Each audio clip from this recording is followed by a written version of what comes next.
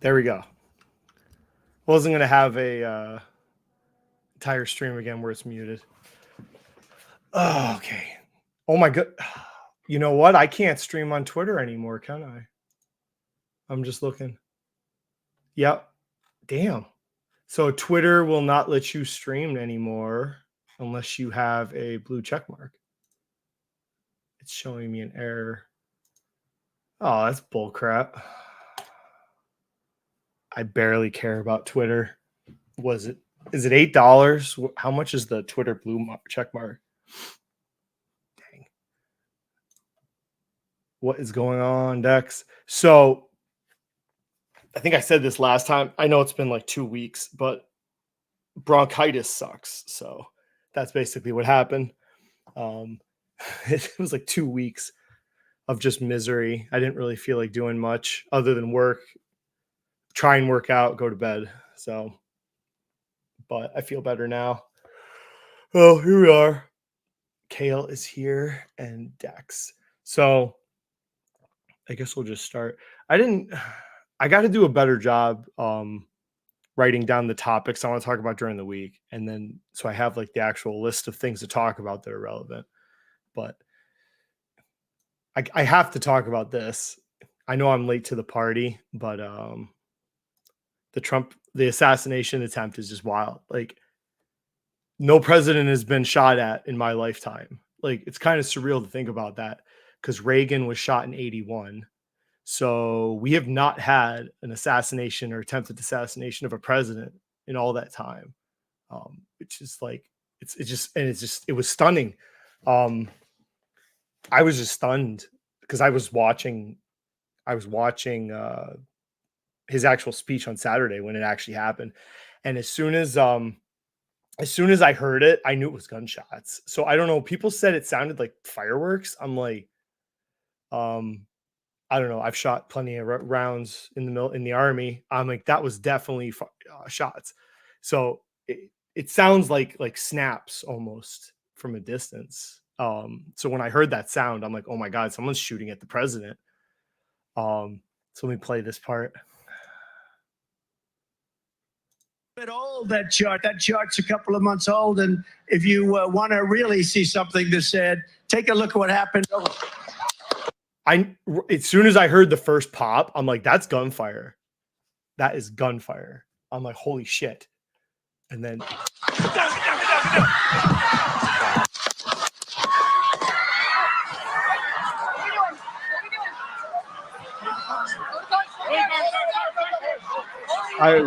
this is amazing. It's just stunning. And at some point, you're almost like, what happened? Because like you can't see. You can't really see anybody in the background who's not hit. So it was kind of unclear. What happened. This was unbelievable. You ready? Let me get my. So we got to move to the front. Right here, it's like you don't know. I mean, when he stood up, you see that when he stood up, I thought that was his shirt bleeding. I think that is that like his tie that the Secret Service agent was holding. So I'm watching this and I'm like, oh my god, he got shot because I thought he was bleeding through his shirt. I'm like, holy shit, president got shot. Your head is bloody. So we got to move to the front. And then apparently he wanted to get his shoes on. What's up? And then there's where you got the famous photo. What's wild, like he doesn't know the assassin's dead, right? He's on the stage. He knows he got shot, and he puts his arm up. I mean, he doesn't know that the Secret Service took out the assassin, and he like it's just wild. Pretty big balls on his part to do that. But let's see. This is like wild. If you look at this part, I can't blow it up, but like I'm sure you've seen this. Like if he hadn't turned his head at the last second, he'd be dead. Like it is wild to think. Like the last moment he looked at some screen, I guess, statistics, and then Unbelievable.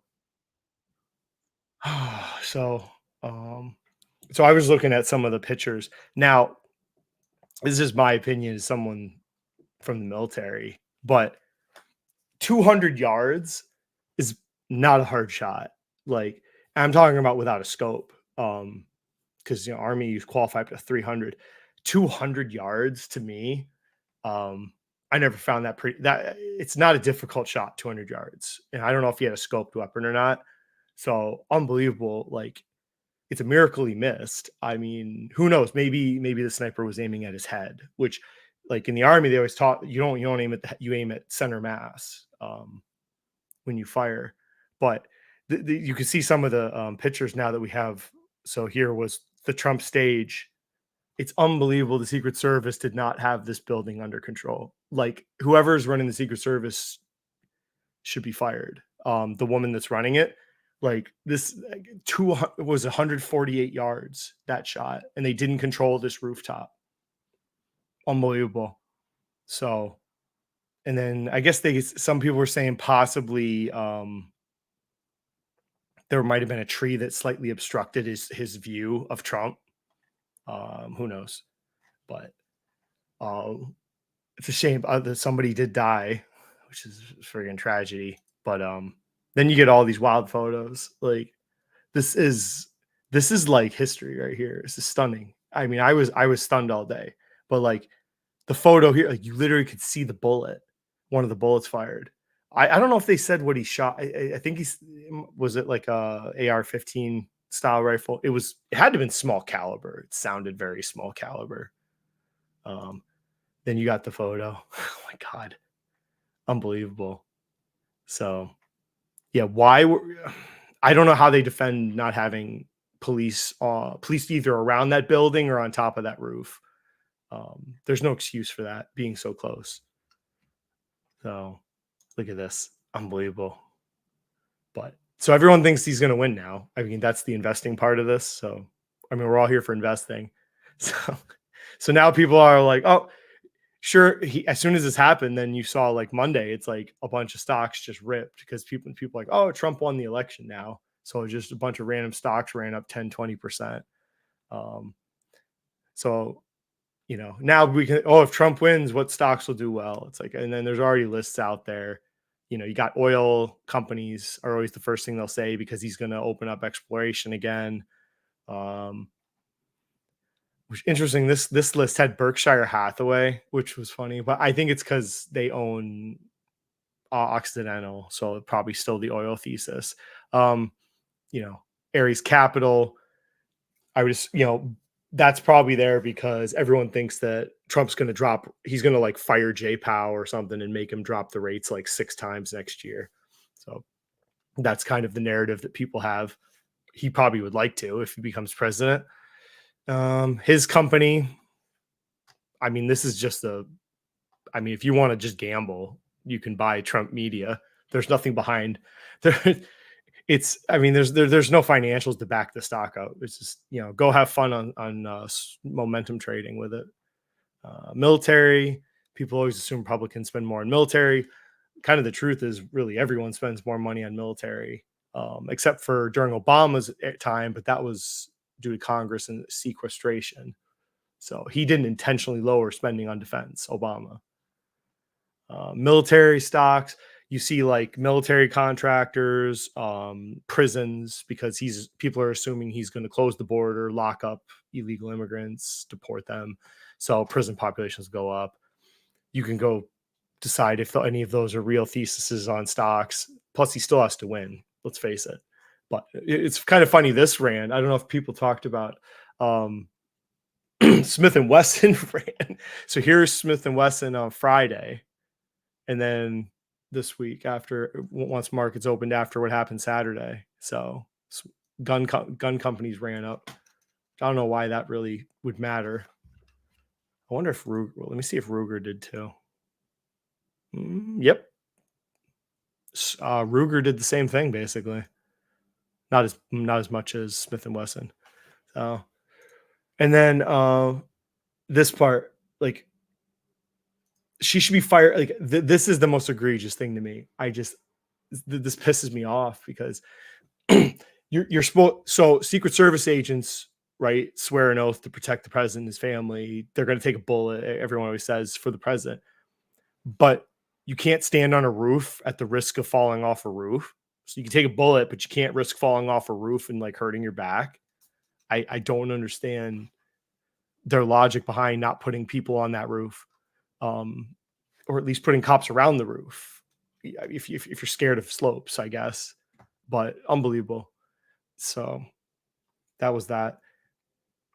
I mean, the part where they're like, oh, they were warned, the police were warned prematurely and they did nothing. It's like, we don't know if they did nothing. There's no report yet. Congress will have a report. They might, I mean, people were screaming, there's a guy on that roof. And then you saw the snipers come out behind Trump when he was talking. So that might have been their reaction, to bring out those snipers to like look for someone on the roof. We don't know exactly. I seriously doubt they ignored, those claims. It's just probably their reaction might have not been the best decision.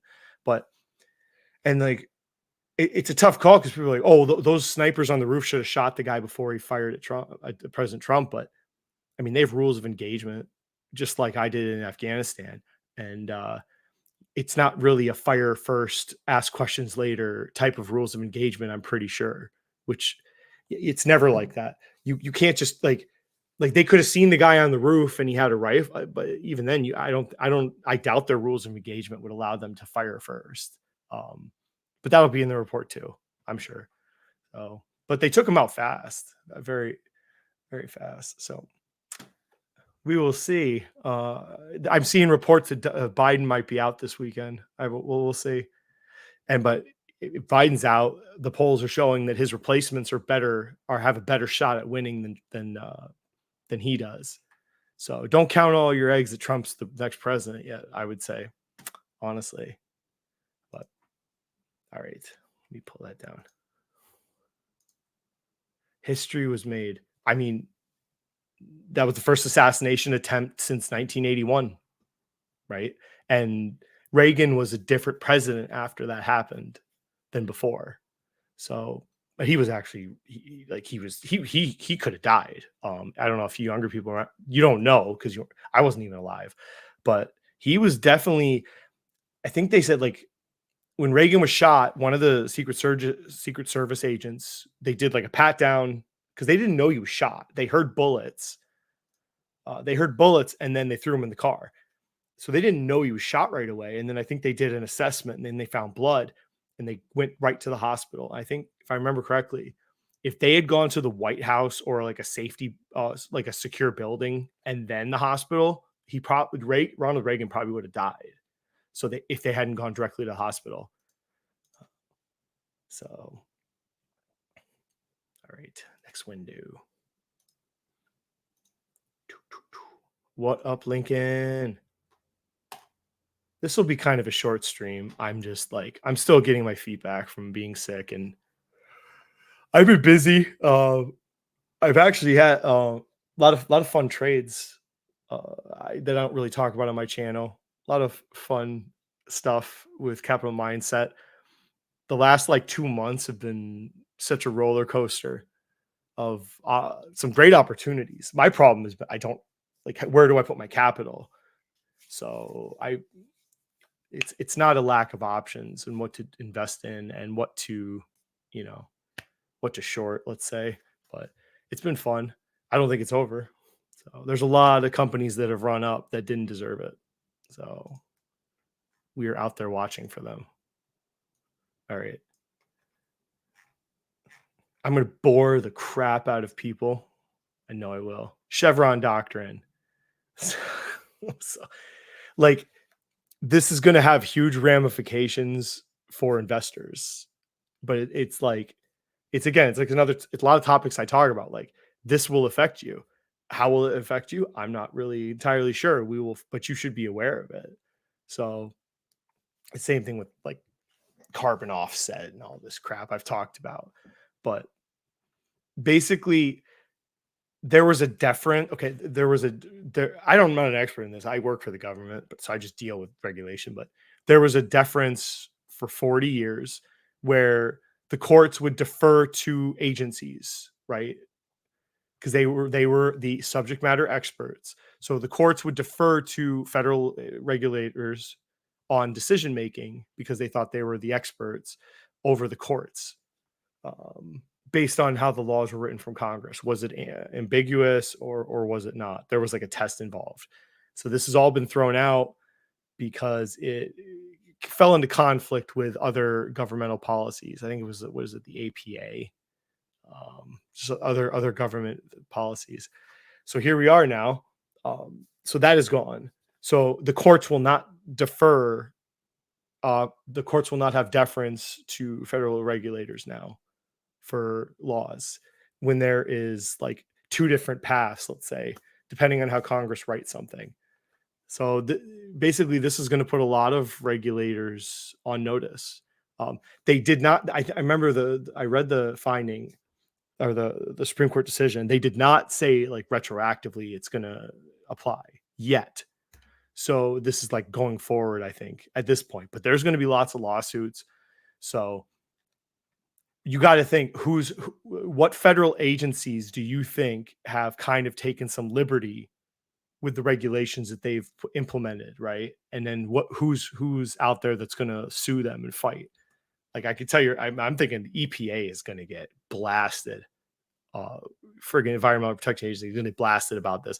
Banking regulators, I'm sure, are going to get a bunch of lawsuits based on this. So this is going to be one of those things that it's going to make a huge difference for investors, but we don't know how. So like, I can tell you, like, when regulations are, I've helped write regulations, right? I've been part of the process. So laws are written in legalese. So it's this weird balancing act. Congress writes a law, it's in legalese, right? It's not English. It's written that way. Regulators take it, and we have to read these law. It's hard to implement laws and actually apply them actually in regulations. Like I don't cite law, I cite regulation and things called technical advisories, which are an interpretation of regulations. But like in my case, like my department, it's pretty. There's not really much ambiguity. Like our regulations pretty much match. Like, and I've read both sides, the law and the regulation. They're almost the same, right? But we're taking legalese speak and we're making it English. We're turning it into English with regulations, things that people can actually apply to their day-to-day lives. So, but this is going to call into question. I mean, this really could call into question all regulations, right? Like all regulations that are out there. Are they taking, were the agencies, taking liberties that they shouldn't have and gone beyond what Congress wanted them to? This is also going to affect how Congress writes laws. I mean, they'll adjust to this because maybe Congress was, and they didn't want to be very overly specific on some of their laws intentionally because they knew Chevron Doctrine existed to give the latitude to certain agencies. So they'll adjust on that. I have no doubt about that. But this will be interesting to see who this affects, because I've definitely EPA, freaking firearms regulators. You can bet if a Republican president comes in, was it alcohol, tobacco, firearms? Like they're going to get hit with tons of lawsuits over this. I can see. Banking regulators, the SEC probably is going to get hit with some lawsuits about this. So keep your eye on some developments, I think. But there could be opportunities for certain types of industries that are going to have loosening of regulations. So I don't know, who knows how this is going to affect us, but strikes it down. Yay, Dan, buy farmland financing. Oh my God. Finance farmland with the rest of us. All right. I'm not sure where this is going. I know you're active on bashing people on Discord. Wait, am I? Anyways. All right. Where is it put? Yeah, here it is. This part. The court also identified an irresolvable conflict between the APA and Chevron. The APA's judicial review provision states that courts shall decide all relevant questions on law, interpret constitutional and statutory provisions, and determine the meaning and applicability, the terms of agencies. Yeah, so that is the opposite of what we just described the Chevron doctrine as. So you can see the incongruency there. So this is like, we will see, I think. But I think this will be good for the energy industry, first of all. And I have energy investments. That's where I would look first as far as where I could benefit from this. So we will see. But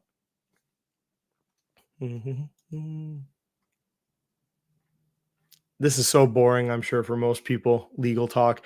And there's some law channels that have gone into it more than I can or want to. So you could refer to them. Okay, let me pull up. But I am making you aware of it. Window, hold on. I've put this in, I can't even count how many friggin' live streams I've actually put this in the thumbnail, and I never talk about it. So this is probably the first one I'll actually do it. Let's see. Wait, do I actually do the slideshow? Wait, that didn't work. Hold on a second. All right. We'll just go like this. It'd be easier. You like my oh no. I actually am going to do it this time. So this is like not just 2024, just kind of like fall of last year. I've never really done a review of stuff I've talked about, how some of it's done. I don't talk about a lot of specific investments, so there's not that many to go over.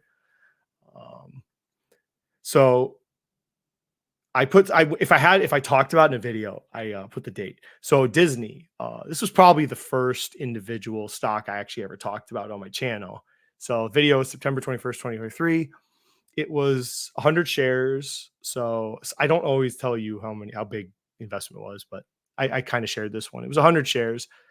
It was always a speculation. So I bought it before the video, obviously.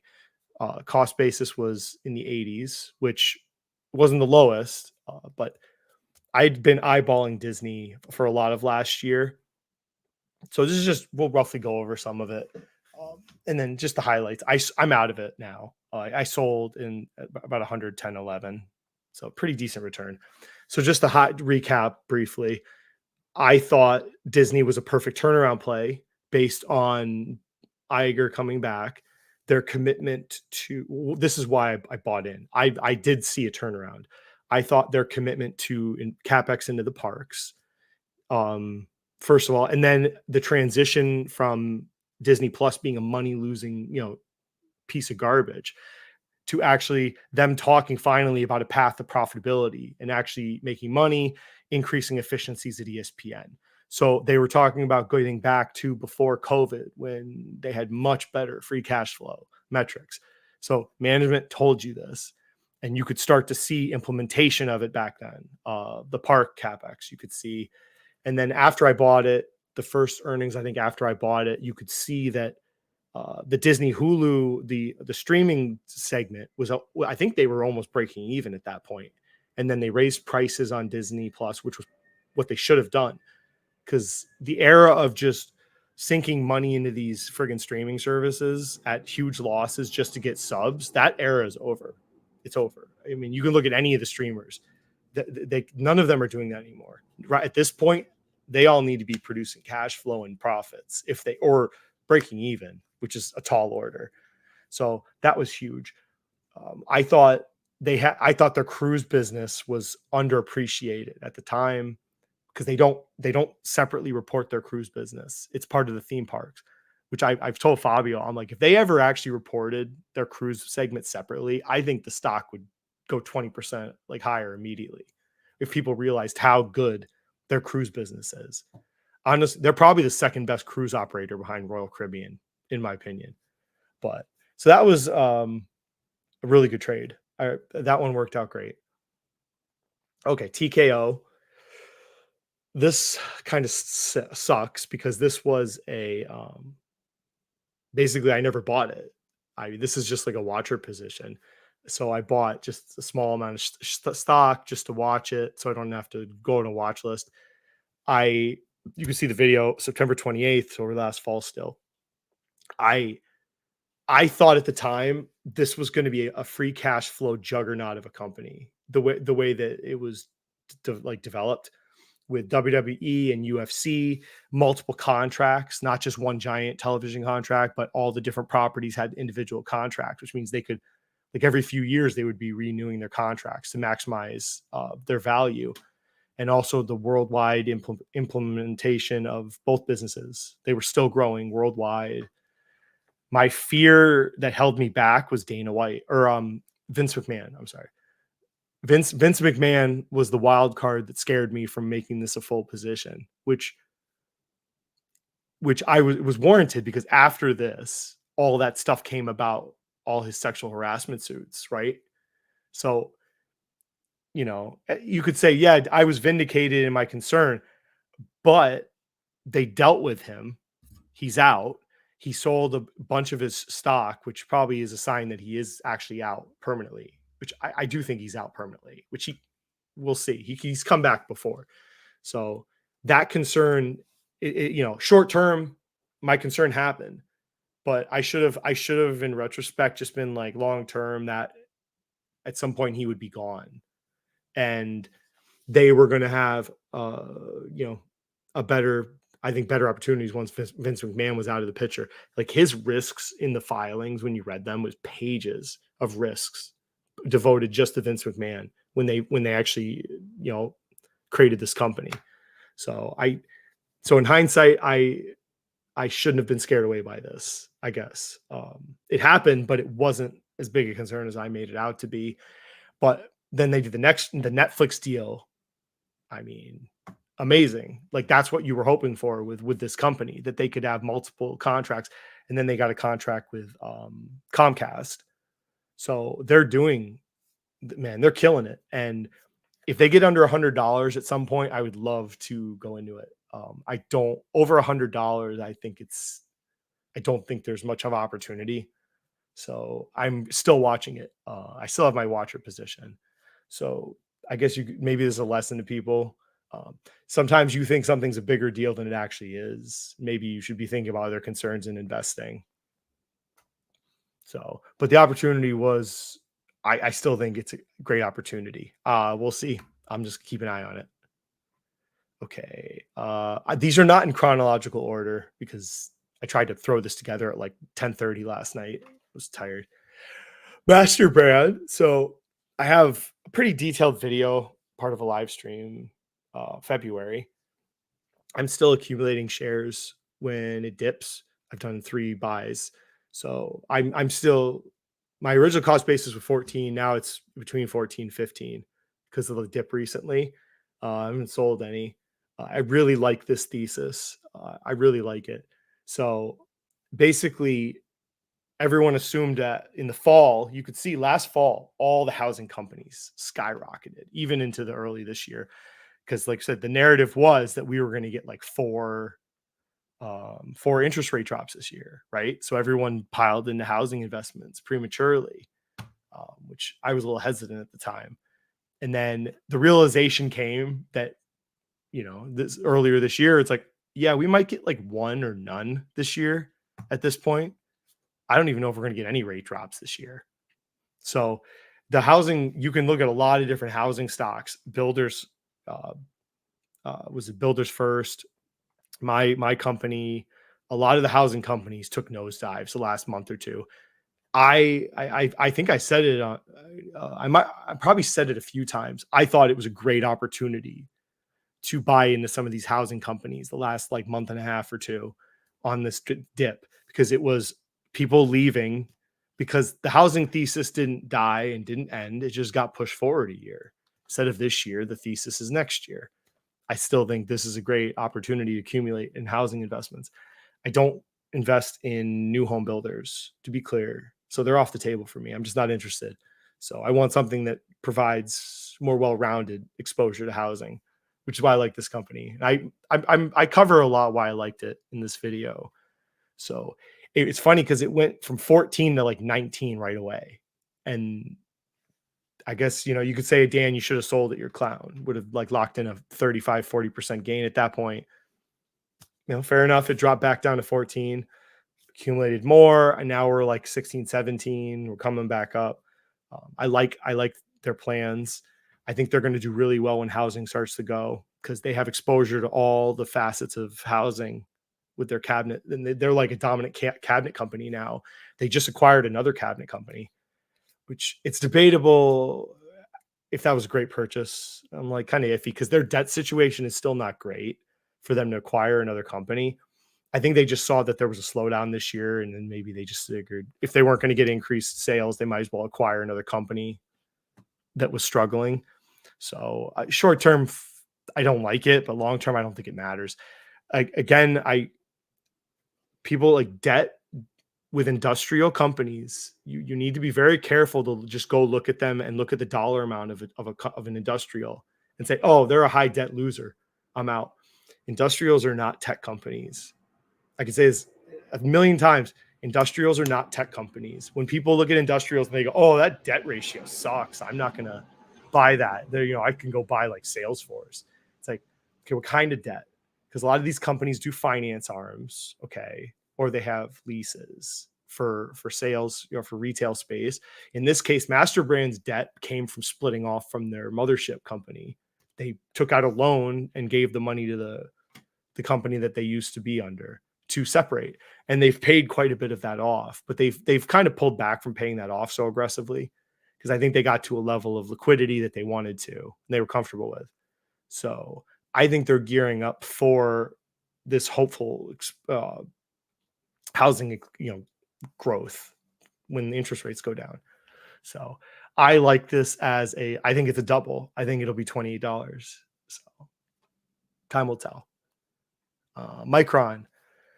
So Micron, I didn't specifically cover on my channel because it really is not my thesis. It's my friend's. I don't really like if it's not my thesis, I feel weird. I'm not going to like go into huge detail because it's not mine.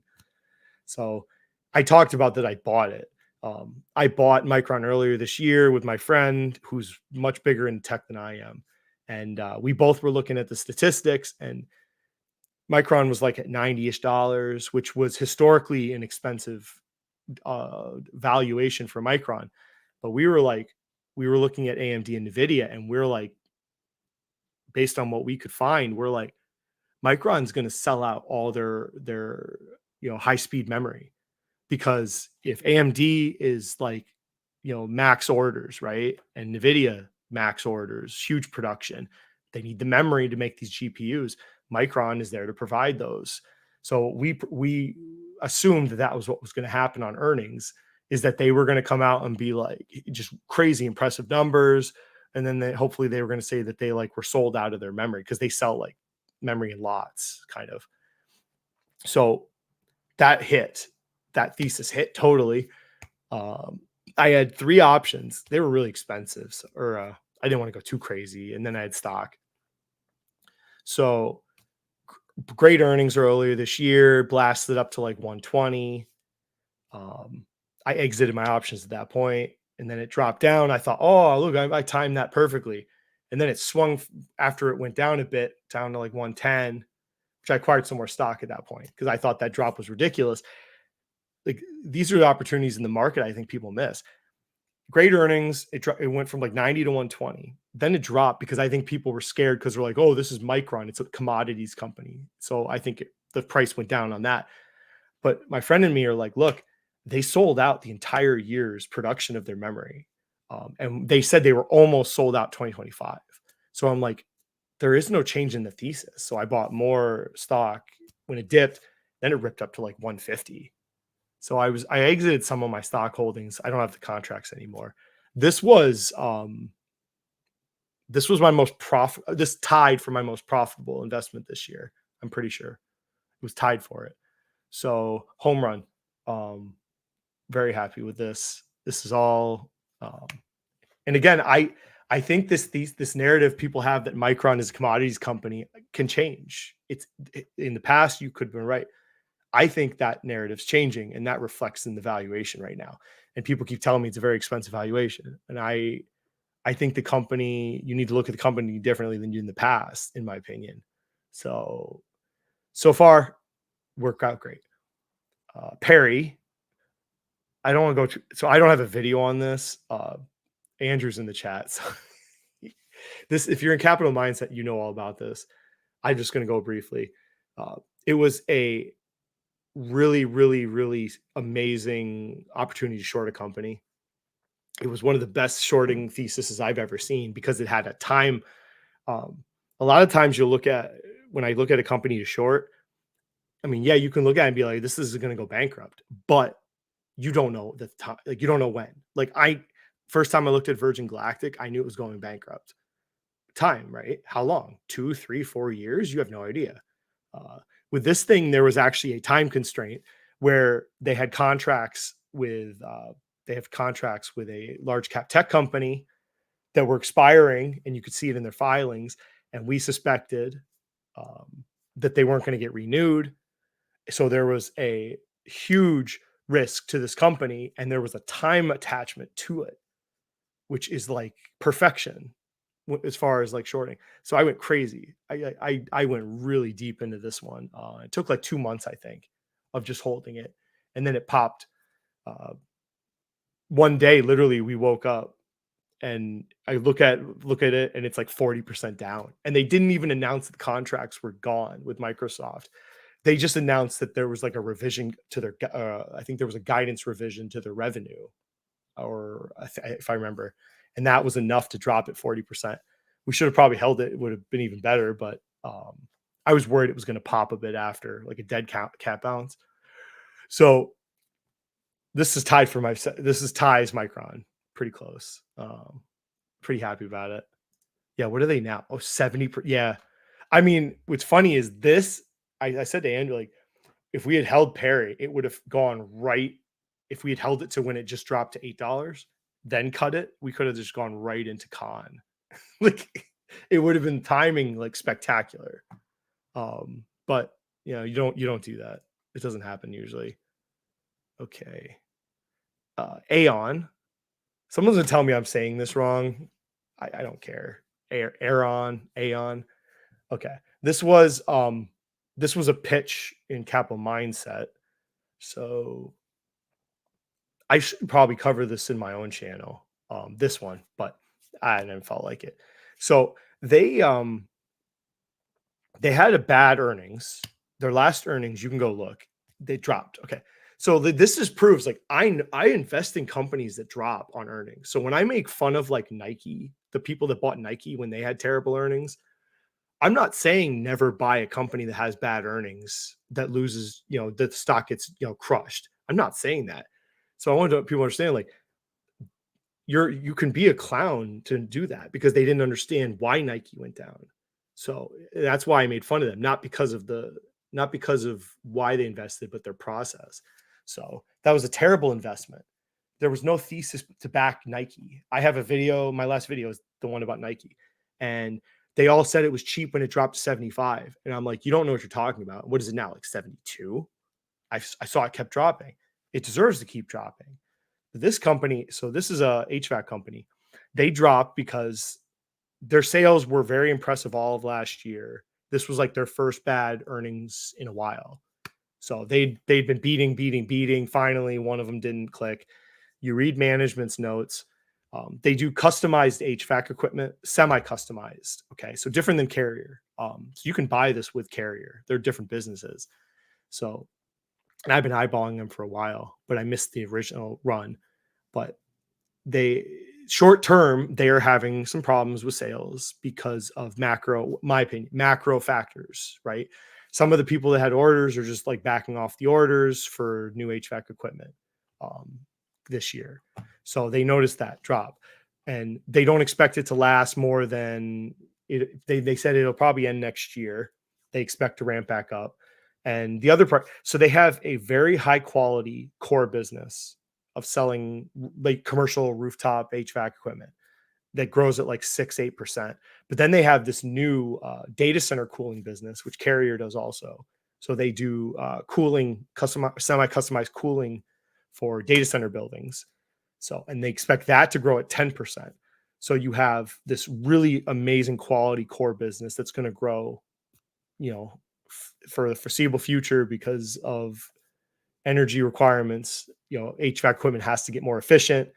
So that'll grow. And then you have this new data center business.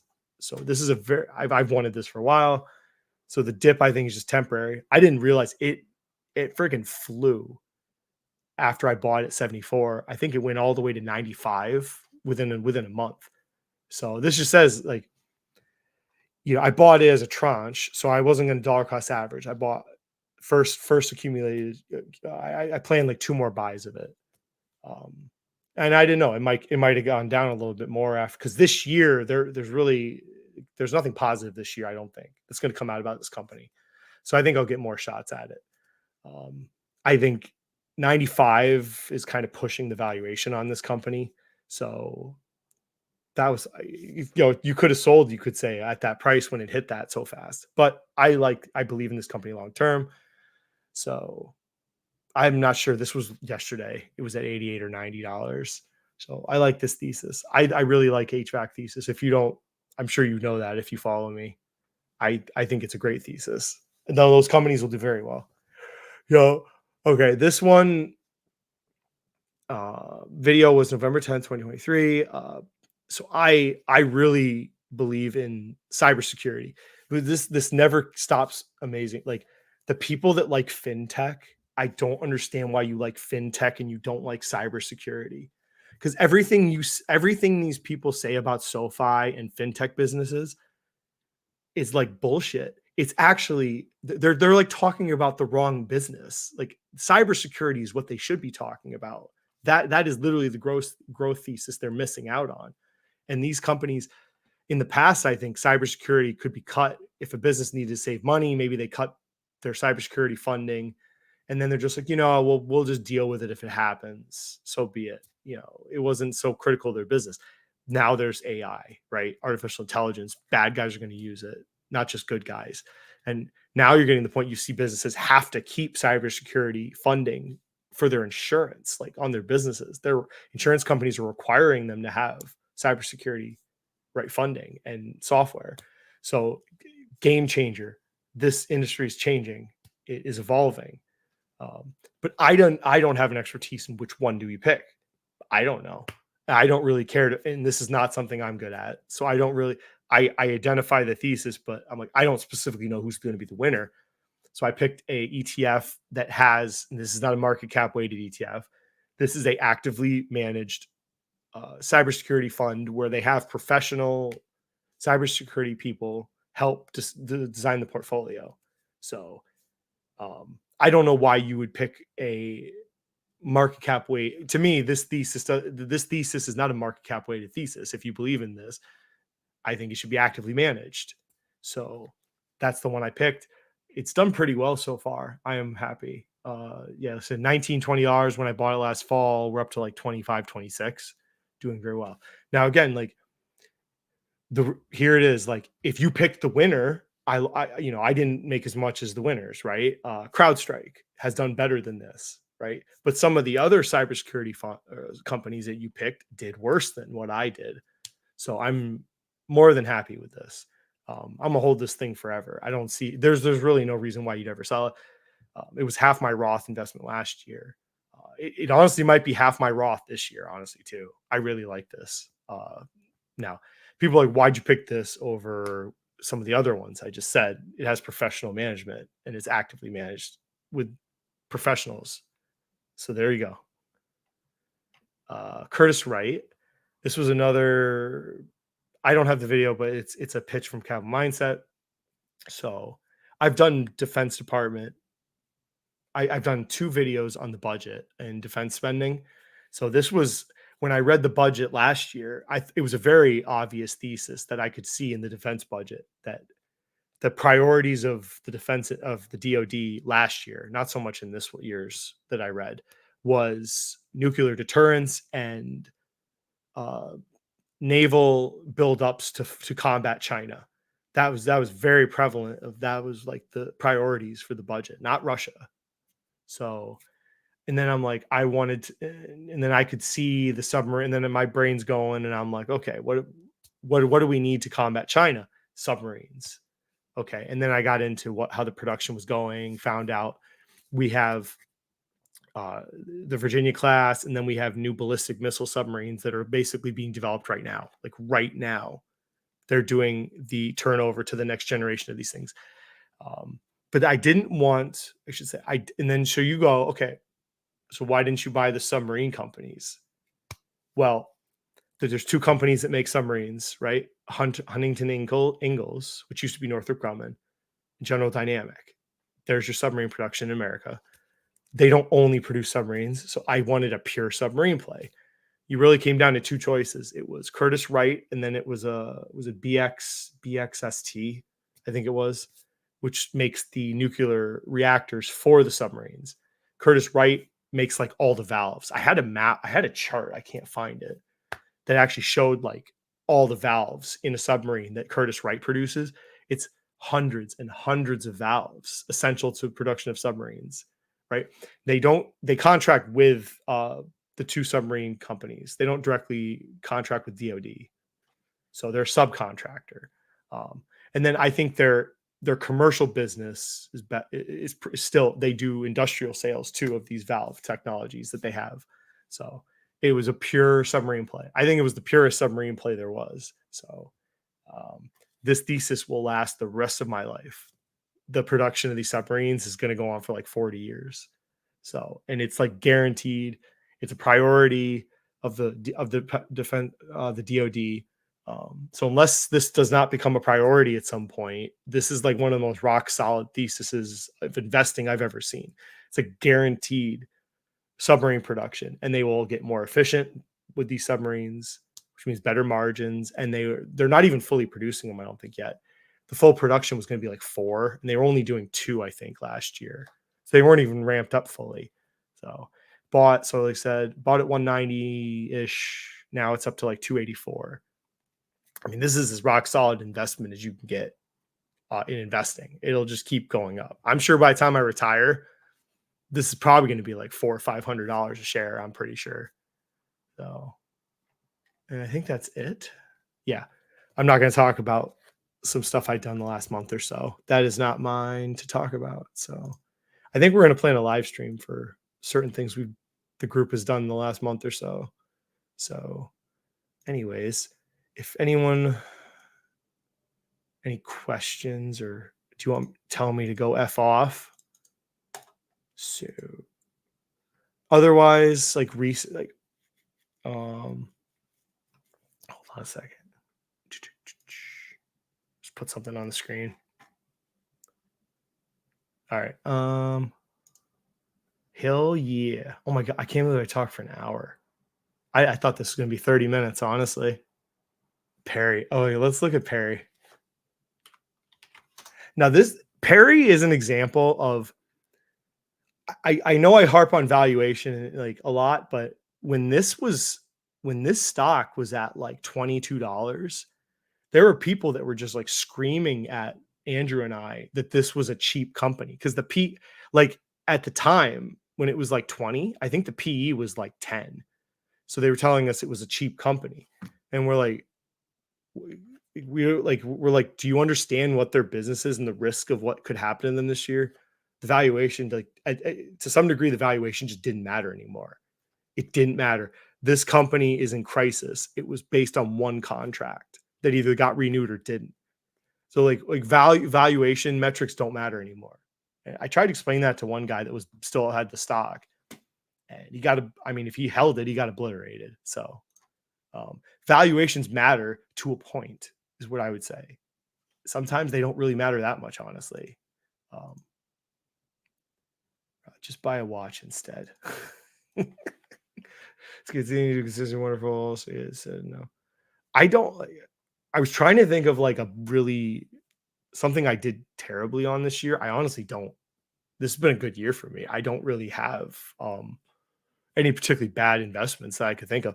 Crocs was the one I've mentioned that I got in was it I bought in when it was like 110.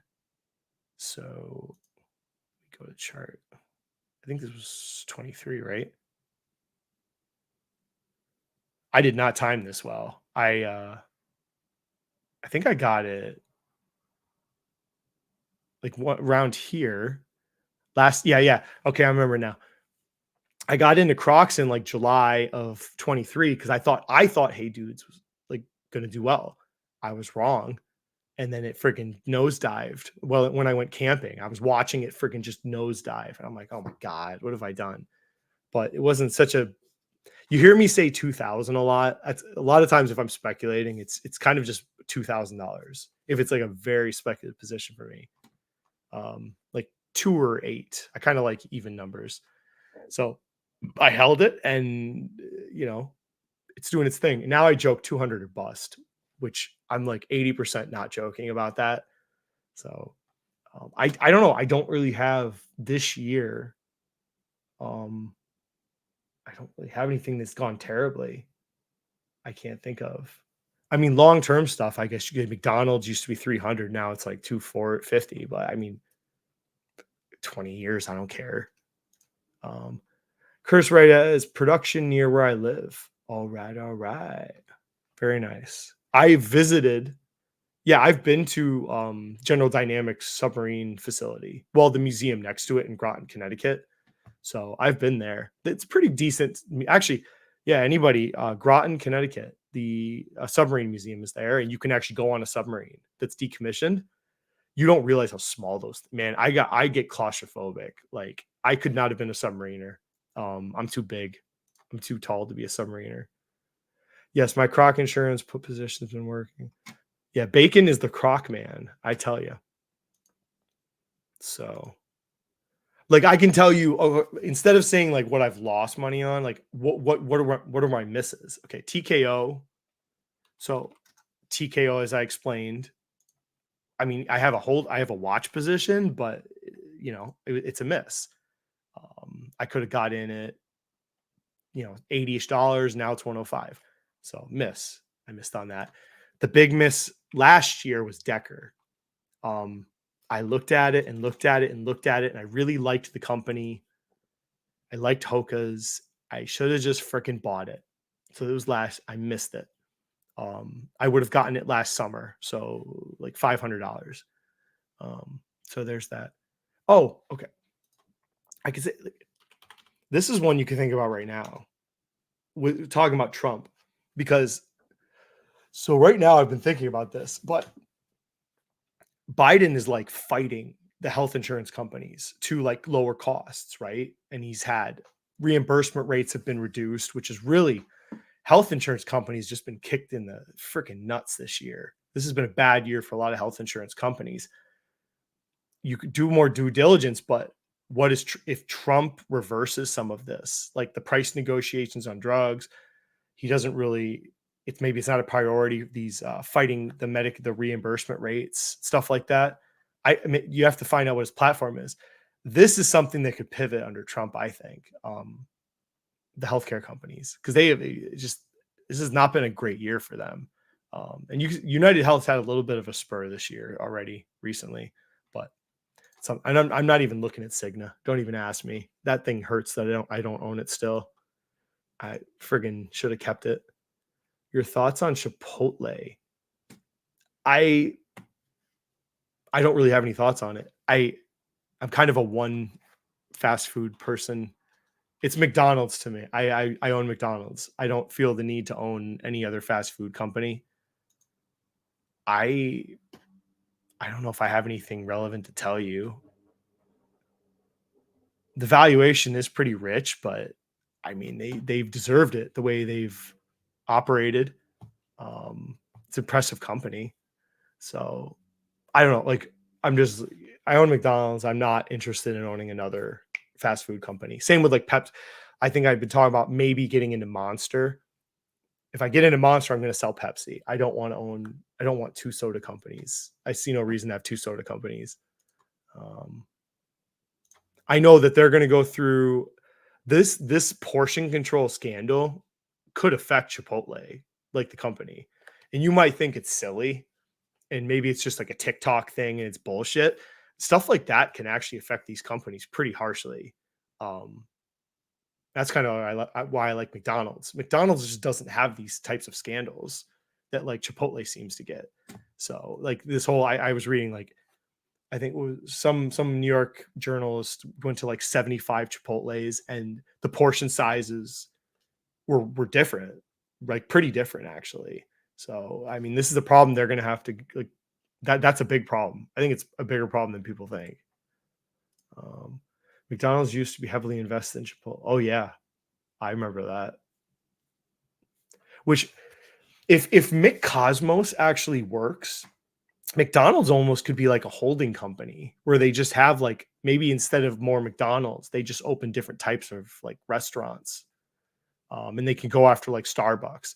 I think it's a good idea though. Like, and they're not doing they don't go McDonald's doesn't do anything like over the top. They're test marketing McCosmos to see if it's something they even want to get into like full scale. But and then if it works out, they might expand it. And then Starbucks is right there for the taking, I think, with McDonald's. But and then if people have said donut, I don't think they should get into like the donut business. Donut business sucks. I wouldn't want them to get into that. They have like I think what are they going to have like a limited Krispy Kreme deal, which you know that's what they do well. They try things and then they cut them off when they don't work. They got rid of the veggie burgers and the salads, and someone asked them about it, and they're like, people don't go to McDonald's for salads and veggie burgers, right? That's not why they go to McDonald's. So they know exactly who they are, but I don't have anything valuable to tell anyone about Chipotle. So yeah, I think that's we're an hour. Okay. I think that's about it. But I like I said, I think home building type companies, suppliers could be very interesting investments.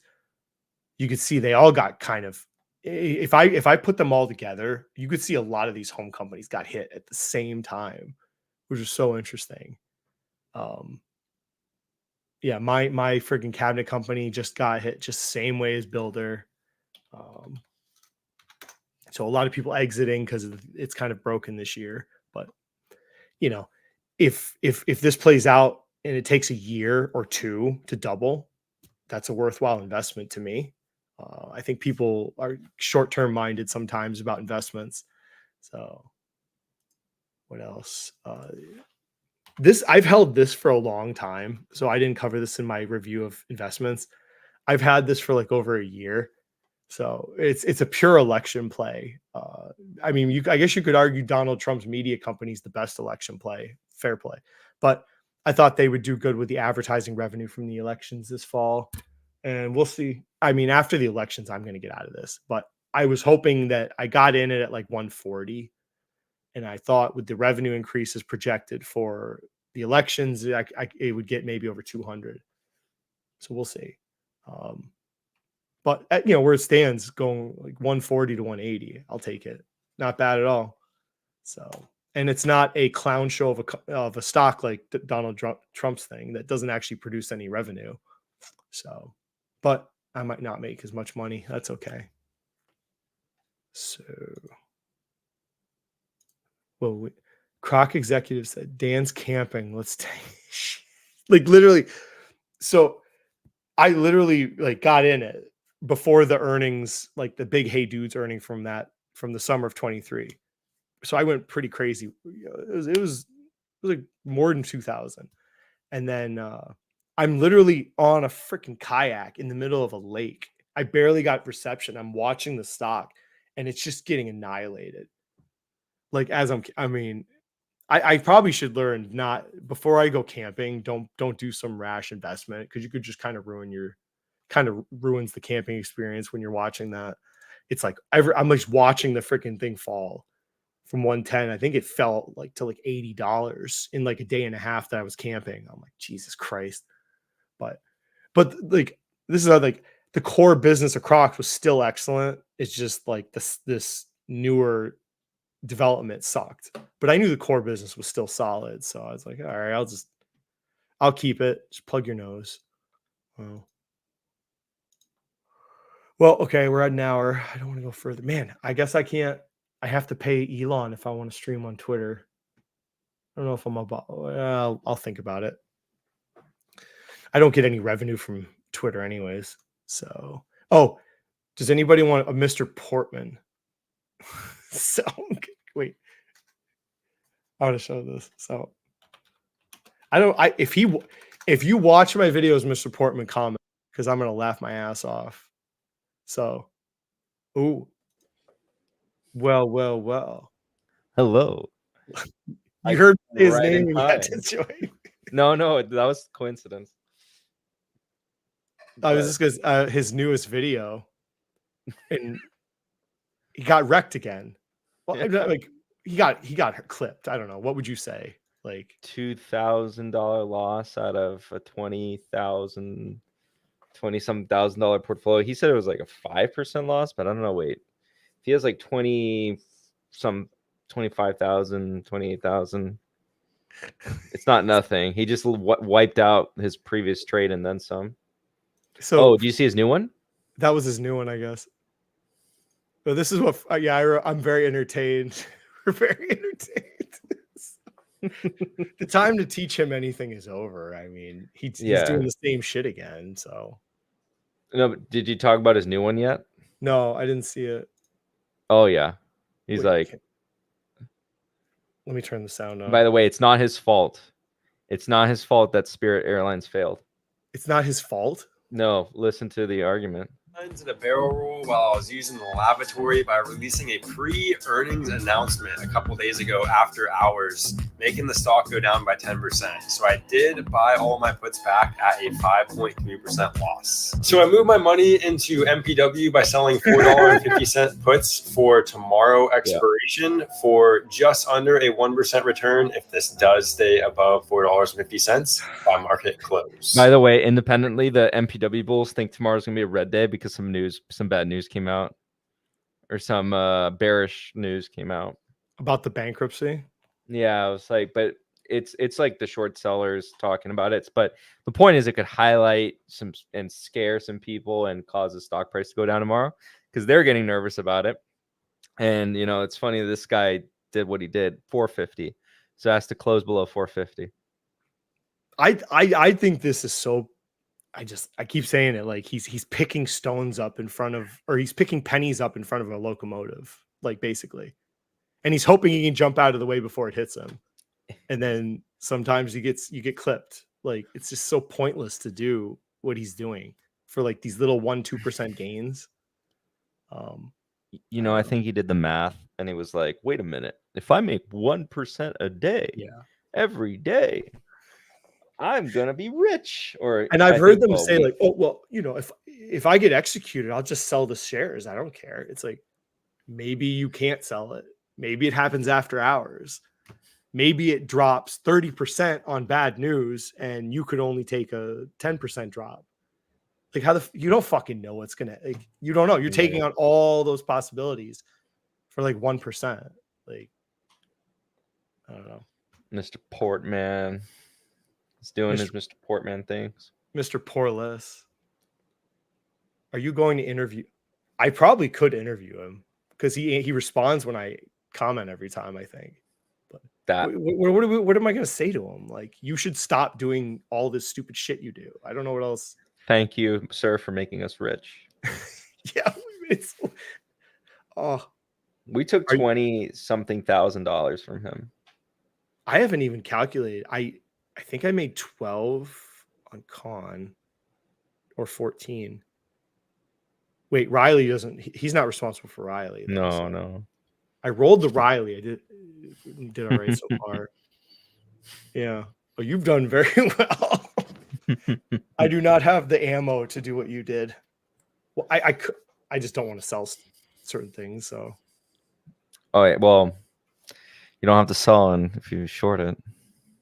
Yeah.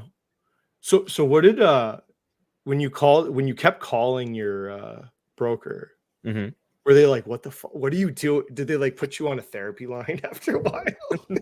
No, but You need The to very talk to beginning. this person first. Yeah, the very beginning when I first started shorting it, I remember where I was. I was on the beach vacation. We had just discovered Con, right? Andrew had just gone over the thing, and so I call him up and I'm like, I want to short this company, Con. And he's like, are you sure you want to do that? Have you considered put options? And I'm like, no, I want to short it.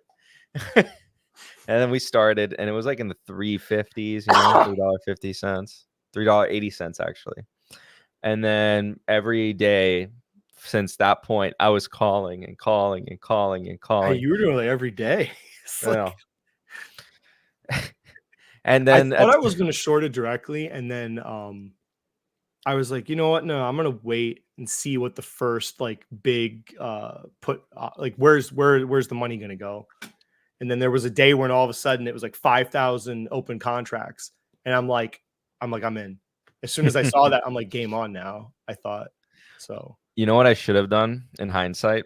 Hindsight's 2020. But what I should have done if I really wanted to maximize the profits was do the short the way I did it, everything the same, but where I put the capital instead of putting it into boomer stocks, I should have just double dipped and put it in. But I'm happy with the outcome. It's fine. All right, are you doing a victory video, or am I taking away from it? No, not at all. No. I wanted to ask you, not to get political, but I do have money on the line. How do you think he's going to resign? Biden? Yeah. Resign? Drop from the okay. election. Drop. I mean, there's reports saying he's going to drop this weekend. Like the COVID is just a cover story. But I don't. He is a 50-year in the full-blooded politician. Like, and he ran for president like 4 times before he actually won. So like, he's always wanted to be the president of the United States. Yeah, he's president right now. Don't give up. And if he really has dementia, he probably doesn't realize he should leave. I don't know. Well, if at some point can they just tell him no? Or does he have that kind of power they can't tell him no? No, he's got the delegates. There's nothing they can do to stop him. So don't stop Joe. They're his delegates. Joe. He can just they can't force him to do anything at this point. Wait, I'm sorry. So he had what do you mean? He has the delegates? Like as president, he has delegates? Well, the primary, through the primaries, he's gotten delegates, right? Enough delegates to get the nomination. Oh. And they are beholden to him. They cannot change their vote. Oh, they cannot change their vote. There used to be some states that they weren't beholden to the election, but they're all gone now. So they have to vote for him. Oh, so he has to. Okay. There's nobody can stop him from being the Democratic candidate if he wanted to. Yeah, he's the only one that can stop and pull out of it. So nice. I mean, I don't know. I mean, I don't think he's going to drop out. I'll be shocked if he does. Okay, well, dude, if he doesn't drop out, I got about 4.4K payout. Let's go. Oh my god. I mean, I think this Michelle Obama talk is nonsense, but she's not a politician. We're gonna have someone just run be the president that's never been in office. So yeah. And Gavin Newsom would be stupid to. He's smart enough not to go into this. He'll wait for his shot, I think. But he's so young. Yeah, he could just wait till the next time. He could still run for another office after California. So, what? How many times has he been the governor of California? Twice now. So this is it. Yeah. Oh, there's 2-term limits in California. Yeah, DeSantis is term limited too. So how many terms? I don't even know how many terms we have. 2. I thought we have 2. Oh. So both of them will be kind of free agents. See what they do. Yeah. So, well, I don't want to spoil all your. Oh no. Let's see. So, governor of Florida, there's no lifetime limit, but I think in a row, there might be. Oh, interesting. Just in a row. Oh. Yeah, there's no lifetime limit on the number of times he or she may be elected, but governor has been elected to 2 consecutive terms, must be out of office for at least 1 election cycle. Okay, so yeah, you can do two in a row each time, but you can keep coming back. And DeSantis, with his popularity, like he could keep coming back. Okay, we should do a hot topic. Ooh, Sasha Yanshin. Can I switch videos? Okay. I've debated for a while, like just doing a full blown attack on him, like Tanner. I'm getting very close to it because his video today kind of just pissed me off. Like, I think you put it a good way. He does not have a record for the arrogance that he shows. I think you said. Yeah. And he sold all, he said in this video today, he sold all his tech stocks. Is it a long video? I think it was this one. It was the one I watched today. So he sold all that garbage tech that he held. And we used to say he bought all that tech. It was a bunch of like very high beta risky tech companies. He didn't make any money for like a year and a half. They all lost money. And then he did kind of well, probably since last fall. And now he's bailed on it. And it's just like, I don't know why do people think he's such a great, and he runs like a Patreon, right? Yeah. So he runs a Patreon. Like he has no track record of any performance at all. Like I don't understand. But people really like him though. They do? It seems like it. Like nobody really says bad things about him that I see. I don't know. Yeah, I mean, I think he's one of these guys that is able to talk about macro events in a way that sounds right with such confidence.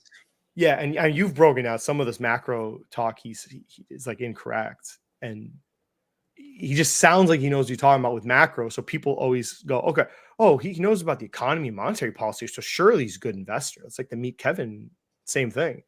Like there's no connection to understanding macro and describing it to being a good stock picking investor at all. I don't know why people make that leap of faith. And his background is like in IT consulting for banks or something. Oh, if taken at his word. Okay. But yeah, I mean, he's got the messy hair, he's got the beard, he looks angry at the camera, looks super serious. I mean, he just does all these doom and gloom videos now, I guess. Like everything's just the end of the world. Maybe you should go do an interview with Paul Gabriel. Paul's 2 above him. Paul's 2 above him. His portfolio was such garbage. I remember it was Shopify, it was Tesla. This guy's. Yeah. It was Fiverr. I remember Fiverr got clapped. Fiverr. It was like 90% Pinterest. loss. Pinterest. Yes, Pinterest. It was just all the most speculative tech I've ever seen. I couldn't understand what he was doing. And then does he have a recent portfolio update? Yeah, I guess we can. No, I don't think so. It was a while ago when he actually did one. This one. Maybe. Oh yeah, that one though. Yeah, he's so misleading in it. So that's the portfolio, I think. Google, Pinterest, Tesla, Airbnb, Twilio, Fiverr. I should do a portfolio analysis now that he says he sold it all. But he wants to do a restart, a redo. Yeah, but it's very deceptive because he puts this thumbnail. Oh, I made 62%. It's like, yeah, but you held this garbage in 2022 and you got wrecked.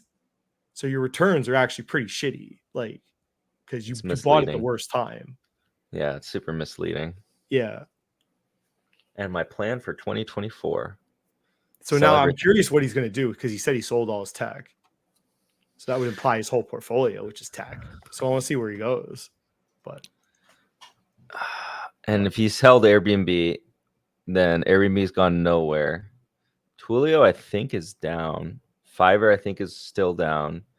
Tesla is flat. That's hilarious. Pinterest, I'm going off memory. Google is up. Pinterest, I don't know where Pinterest is at. I haven't looked at that one in a long time. Pinterest. Fiverr is what a clown company. I remember he did It's a up video slightly. where he's like, he took the presentation from Fiverr and he looked at the chart and then he like zoomed into like the pixels and he said he counted the pixels to see if the line on the chart went up or not. That was his investment idea. I'm like, who the fuck? What is this? This is how you invest? Like, oh my god. What? Yeah, I don't know. Yeah. The Pinterest valuation, I remember when he did that. That was so stupid. No, you're right. It was Yeah, Airbnb bad. is totally flat. Jesus. Yeah. All the gains in the market, and this is what he bought. A bunch of trash. Pinterest. No, flat. and Pinterest is only up $3. Fucking. Yeah, so like he's not performing very well. He's got a Google. British accent though. We're wrong, so that's all that matters. It's like, yeah, he's probably just gonna try to do a reset, rebrand himself, come back, and I don't know. But oh yeah, he sold Palantir. He used to be a Palantir shill as well. oh, dude, yeah, he sold it like, didn't he sell like $6-8 or some crap? Yeah, he sold it basically near the bottom. Please tell me. Honestly, we should have like used him as a contraindicator and just bought a speculative fund amount. Okay, why I sold Palantir. Okay, August 11th, 22. Yeah. Oh, yeah. That's not too far from the bottom. So it August it bottomed it went down 35% more before rocketing 189% from that. He almost his timed. low. Oh, bro. He almost did. He almost timed The bottom. Yeah, the bottom was just 5 months later. But it was only a 35% drawdown. And then from that point where he sold it or talked about selling it, it rockets up 189% since then. So, oh my god. yeah. That one win he could have had. And that's same with the other guy who I do at least give him props for sharing his portfolio allocation. The SoFi guy, his name's what? Tevis. Yeah. Tevis sold it at the bottom too. Palantir? Oh yeah. And he got God. shit on for it by his audience and other people. Yeah, he sold Palantir. I sold it all right there 8 months ago. What's the date? October 31st, 23. Oh, come on. Yeah, so okay, so he at least got some out of it. But he missed out on 90% gains. Oh my god. Fucking people. I mean, at least admit Amit actually keeps it and is committed. Yeah. I'll give him that. Like, no backhold SoFi though. Oh yeah. Which SoFi was down. Oh, there was someone who was like attacking Andrew, which this guy was like complaining about how the market's down, it's impossible not to be down, and Andrew was like, no, I'm not. I guess. And the reason why I'm bringing that up is that's what the SoFi people were saying today. Every day is a good day for SoFi, but like when SoFi is down, it's not SoFi's fault. It's the whole market's down. It's not SoFi. The whole market's up, SoFi's down. It's the short's fault. The whole market's up, SoFi's up. Oh my gosh, I'm a genius. I bought SoFi. What do you think of this? This is regional banking ETF versus SoFi. Damn it. Well, 1 month performance, but right. But like the run up recently. Yeah, and regionals. It's just kind of funny. It's just like it did the same. They're like, SoFi's not a bank. SoFi's not. I'm like, it's acting. It's following exactly like a regional bank. I mean, it's following the banks. It's a bank. Like, I don't know what to tell these people anymore. Someone wanted to pay me to do a SoFi video, so I'll pay to watch you rip SoFi. Maybe I'll wait till it's $10 and just be like, yeah, you're still it's a bag of shit company. Good luck to you. But well, let me see all the credit acceptance corp, because there's some talk about how the Carmageddon isn't happening. Oh my goodness, it did rally. Not bad. Yeah, from the bottom in June till now, it's up 24%, almost 25%. And Have you thought Carvana. like it makes no sense? We all know that. Mm-hmm. Because someone tried to talk to me about shorting it. I'm like, because I've done it in the past, but I'm like, something about this stock, it just makes no sense. You can't, it's just weird. It's like the valuation makes no sense, but it just keeps going up. And I don't know. Some people think there's like fraud, or I don't know. I don't think fraud, maybe some kind of unusual accounting practices, maybe, but Man, I don't know. They're so big they can issue enough shares to raise capital, but I don't. Are they not doing that? issuing shares. I mean, I would. That's what I would be doing. I'd be Oh yeah, right issuing now. tons of shares to just raise capital, pay down the debt. I usually use,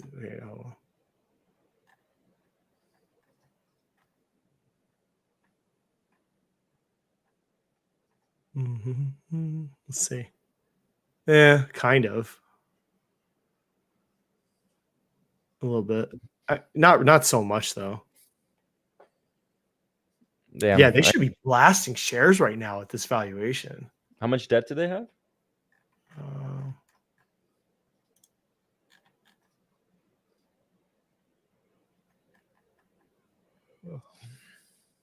4.9 billion.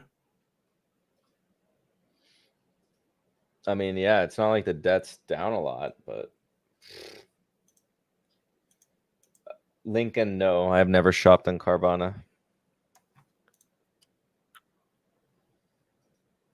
And I had like I kind of was playing with the apps. They were paying more for cars than CarMax, which I thought was kind of interesting. But because I thought they're just was they come pick it up, so they'll give you a cheaper price than CarMax. I thought because it's more of a convenience. Yeah, they're just like they're good for the consumer, but not good for an investor base. Well, what am I talking? The price is up a lot, so you made a lot of money.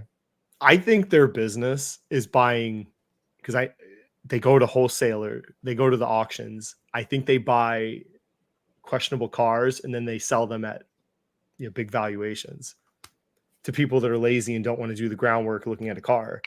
So, but it's like that doesn't mean it's a crappy business. It's crappy for people buying them, I guess. So yeah, but yeah, the car dealership business is kind of I don't really. I like all these boring businesses that no one's talking about. Buying back shares, because people since 2022, I think they just associate me with tech, which is unfortunate. I've only got super heavy tech when 2022 rolled about, and it's done so well. It's like nothing can. you were just mostly tech, certain last like year and a half since Yeah, Meta. You're the Meta guy. So now Philip Morris. Did you see look at this run because of Zyn? They're opening new facilities now to increase production. I was looking at this today. I was like, holy shit. Very interesting. But it's multiple expansion because they used to trade at a 15 multiple. Now they're just at a 17. So the market's like, oh, I'll pay more for the same earnings. So are they going to come back in the US? You think? Yeah. Oh yeah. There's nothing stopping them. It's like a handshake agreement with Altria. I mean, well, they have an agreement that all of the brands they get to sell, but then Altria sold them the rights to IQOS. But that's I think only the smokable and smokeless products. I think the oral it might be exempt. Apparently the appeal is like they have less nicotine in them. So I think Philip Morris, they're going to increase sales just by the fact that you need to consume more of this rather than cigarettes. So to get the same nicotine level. So that's the nicotine addicts are just going to pop Yep. these things in. Damn. Well, we know British American Tobacco is bringing theirs into the United States. Yep. That's my favorite investment, I think, of this year. British American I Tobacco. I didn't even talk about it in my freaking year recap. I totally forgot to. Dude, well, let's talk about it now. I mean, at first it was just for vacation money, but I think the thesis is really good for British Tobacco. They do buybacks. Yeah. That thing's going to CAGR at like, I wouldn't be surprised if CAGR is like 40%. I think I when I bought it, I thought it was a $40 stock because I thought their debt situation was very manageable, and they had debt in different currencies, so they could. I think they would do fine with that. And then, like you said, they could buy shares back. Their their smokeless business is doing fine. It's not as good as Philip Morris, but yeah, they have a competitor to IQOS, but it's in Europe. I think it just got approval for the United States, so it should be getting into the United States anytime soon. But yeah, it keeps grinding up little by little. I mean, what put it on the map for me was when they wrote what was it? What was it called? Their menthol was it the menthol business? No. RJ Reynolds. Yeah. Oh, Reynolds American. Right. When they wrote that off, I was like, I thought that was perfect timing because then the risk of that business now isn't so bad because it's already gone, basically. Yeah, the write-off of goodwill. Now earnings are going to look good from here on to the end of time. Yeah. Yeah. I think it was here, right? I think because I got in at like 29.5. I'm trying to think. It was here or here. I'm not remembering when we talked about it. It was on the second. That was there. Yeah. Because I think I bought it before it dipped. Yeah. And I was like, oh, fuck. It's fine. But it was Emperor Sora, or I think somebody, Seth in the community, bought it at the very bottom, I think he said. I got it pretty much at the bottom. But then I sold it. And then I'm back in. But I got it. Okay, so I'm down on, or I lost out on the dividend. So when you include that, I am worse off. But from a price point, I am better off. But no, technically I'm worse off. Are you inverse arbitraging a dividend company? Yeah, I'm like, Wait I don't till after it pays. Don't give me that shit. And I sell it right before. Sell it before buyback. Yeah. Works every time. But I think it does well enough job as far as like being a bond proxy for me. I mean, you said you were going to initially use it for your vacation money, but this is it could do really well on its own. I mean, 15% yield on cost at the time. I was like, holy crap. And now it's like 12% up on the stock itself. It's like yield max people can kiss my ass, basically. Mm-hmm. Yeah. And it should be, in theory, a growing dividend as well, because the whatchamacallit, the payout ratio is not very high. So it's like 50%, which is crazy. That's like McDonald's. Yeah. It's kind of why I liked it over like Altria's payout ratio is getting a little concerning. It's like 70 or 80. But they already addressed they're going to stop with the huge rate. I think they already said they're not going to do the huge dividend increases anymore. They should have kept it. I think they should all keep it at like 50 and then, or maybe even less. Like I actually would appreciate a higher growth, lower dividend size, but then more emphasis on buybacks. So they buy back shares, you lower the share count, you lower the dividend liability, quote unquote, and you can increase the dividend for the remaining shareholders by maybe just an effect of how much earnings have grown and how much the shares have been reduced, or maybe a slight less, and then actually the dividend as a payout ratio gets smaller across time. Maybe you elect to do something like that. And then do maybe periodic larger increases to keep it up to 40% or 50%. Special dividends. That'd be special pretty sweet dividends. if they did that. Honestly, How's- that would be, I'd prefer that hands down. If BTI said we're no longer going to do quarterly, we're going to do special dividends, we're going to focus primarily on buybacks, then, you know, oh my gosh, give it to me. Share price collapses, buybacks roll in, they destroy the share count, and then you get a massive special dividend ever so often. They're like, oh, we're going to give you this big dividend. Boom. They do like the GM's just like, yeah, we'll just destroy like 40% of our share count because you don't value us. It's like, holy shit. Yeah, how's that one been reacting? It's done well, actually. General Motors. Yeah, wow. Yeah, so like, I should have done. I kind of thought Mary Barrow was just going to pump the stock before she leaves the company last year. mhm. I was kind of thinking that it's kind of, I'm wondering if that's her strategy here. But Yeah, they're just doing crazy buybacks. Wow. yeah. Well, she said like they think the stock is severely undervalued, and so they're just going to take advantage of it. It's like, okay. 6% already, 6.3%. 10.53% threes. Yeah, they've never really done buybacks like this. Well, they did do a hefty buyback campaign all the way through 2017. Let me see how the share price even reacted back then. Yeah, it didn't even react that much back then. It's crazy. But I mean, I think people like when they value this company, they probably just put like no growth. Like it's just growing some, but their strongest brands is like like Corvette, Chevrolet.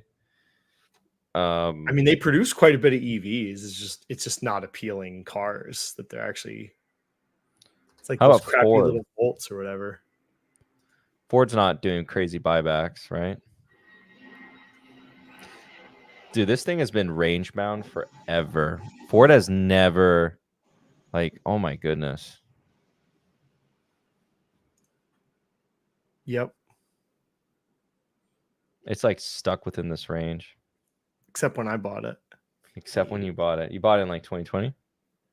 Yeah. Whenever when Jim Farley was going to be the CEO, that's about when I bought it. So And let me see if they're doing buybacks, if any at all. The company I'd actually like to own is Porsche. which Porsche? Not really Porsche Holding, but honestly, maybe Porsche Holding for the memes on it, but like how complex it is. So Porsche Automobile Holding, and then just pocket a 6% dividend. Oh, Look these at are that, it's preferred actually crashed shares. recently. Yeah, it's fell a lot. And then you get ownership in Volkswagen and the other Porsche, but you get a divvy. And you get like a bunch of startups in there. But you have zero control of the company. Like you're never going to decide anything ever. It's just going to be whatever the Porsche family decides. But yeah, let me see. Yeah, it's the performance has been abysmal, but you're trading at the lowest range or the lowest price points close to it. It's traded as high as like $10, and it's traded as low as around here. So I don't know. Maybe it's something to look into. The div is a lot smaller than the EPS.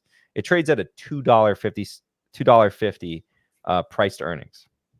That's it. Jesus. Oh, that's the okay. So that's Porsche Auto or Porsche Holding. Oh, league away. Porsche Auto Holding. Because I'd be interested if the Acquired podcast had something on Porsche Automobile Holding. Not Yeah, the, this is other like one. they actually cover like the history of the company, kind of like with Volkswagen, like how that all worked. Doug DeMuro's on it too, which is kind of fun. He worked for Porsche. Oh, Yeah. yeah. So So this is a pretty good one. They talk about like the numbering and the family dynamics of how this mess came to be, basically. I mean, if you bought Porsche, the holding co, you got to almost think of it literally as like a perpetual dividend preferred stock kind of thing. Don't really, I don't know. It has a lot of like call options inside of it, but Oof. I don't know if it'll ever be valued by the market. And the thing is, the Porsche family, I'm speculating here, but I think they're just so rich, they actually do not give a shit what market value their assets are at. They're just caring about, you know, some sort of pompous legacy, and they're just collecting their dividends from the ownership here, but they don't really care. Oh, the market values us at 2 PE. We're not buying back shares. Forget that. F that noise. I'm happy with my dividend. They're probably just publicly traded for maybe the question of when they want to liquidate, but it almost doesn't make sense because you'd probably also, yeah, look, like there's no institutional ownership here. It is all public and other. Jeez. It's insane. Oh man. Anyone Yeah. have? Fabio has to buy Volkswagen. What are the implications of this? Dude, my Biden shares, they're collapsing. Oh my gosh. Andrew. No, they're collapsing. You need to watch a video story about how Porsche fail attempts to buy out Volkswagen. Oh yeah, that's part of the acquired. They talk about how that went down. I'm halfway through the Visa one, which it's my Visa favorite one's one so cool. far. The Visa and the Lockheed Martin ones are really good. So. Oh. So what's next? What are we buying this year? We will find something. Mr. Cooper. The Oh, you don't like Mr. Cooper? I just don't understand. Well, no, I say insurance companies, but it's not an insurance company. No. Maybe I'll look at it. It is the most boring. It is more boring than in mortgage insurance. I saw you bought the other Gary Gordon mortgage company that he thought was new, but he liked it.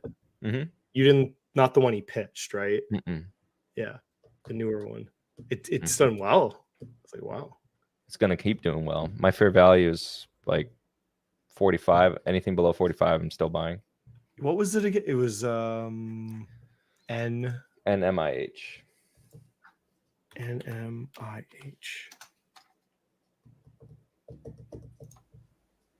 Well. Shut up, Andrew. No, I'm kidding.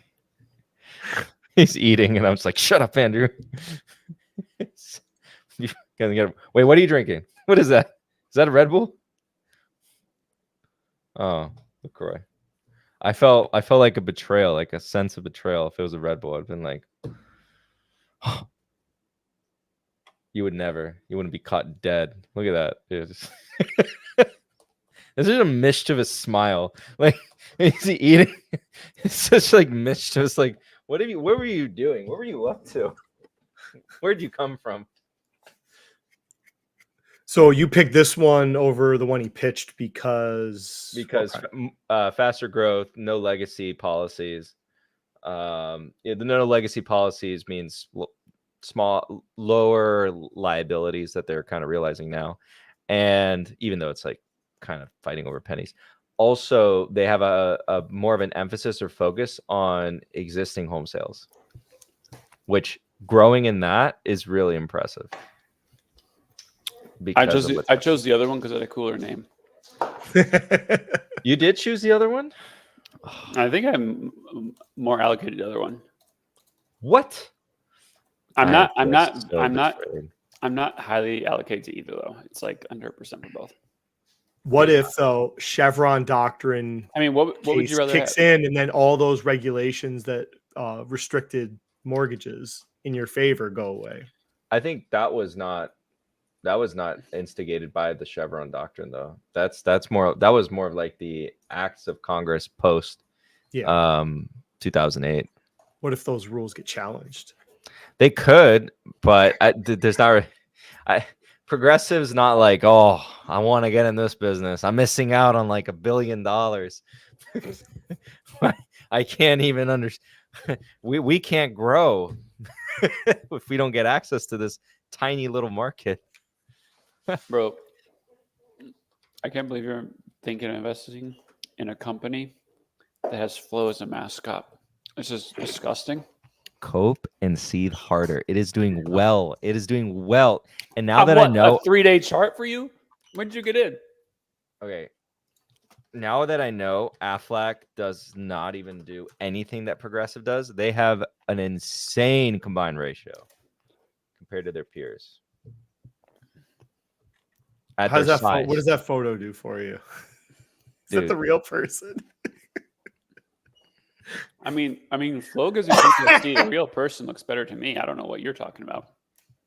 Yo, to be fair, like she was clearly like, "Hey, let's just go grab a coffee with her husband," and it was like, "Take a photo."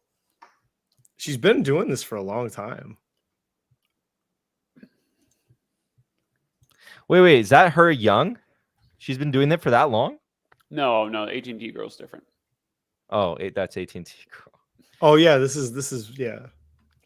Wait, I want to look this up. How long has Flo been there? 15 years? Oh, that's AI.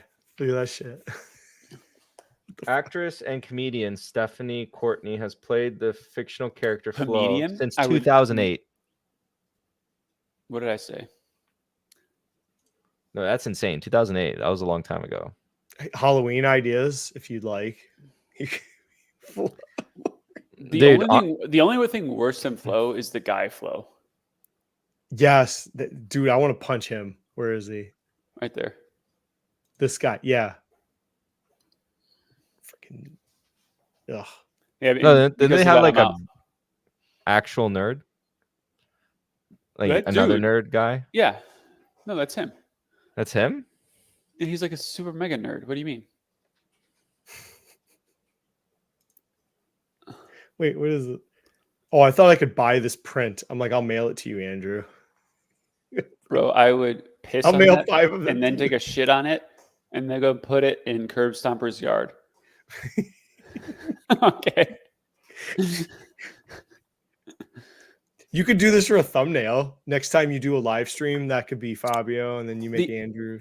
The only thing I'll say is like Jake from State Farm might be the more cringe just because of how it happened. Like you had a hilarious commercial, and then you're like, okay, we're gonna take a completely different person who's like the new Jake from State Farm, who doesn't have anything to do with the old guy, and then make a whole thing out of that. Like that, I always thought that was really Right. They got. I don't watch the Jake from State Farm got replaced. Well, you've never seen the original Jake from State Farm? The original one was white, so I don't think it's the same one. Oh, is the chubbier guy? Yeah. Hey, have you? Please tell me you've seen like the original commercial, right? Where like the wife catches him cheating. Yeah. So like that was the original Jake from State Farm, but like it was a one-off commercial, and then I think it was later they like brought it back, but it was like a completely different person. Oh, yeah. I remember this. Oh yeah, I'd like that. I always like, oh, you do that? Oh, I like that. Oh yeah. Also, you couldn't run that nowadays. She sounds hideous. She's a guy. People would be like, oh my gosh.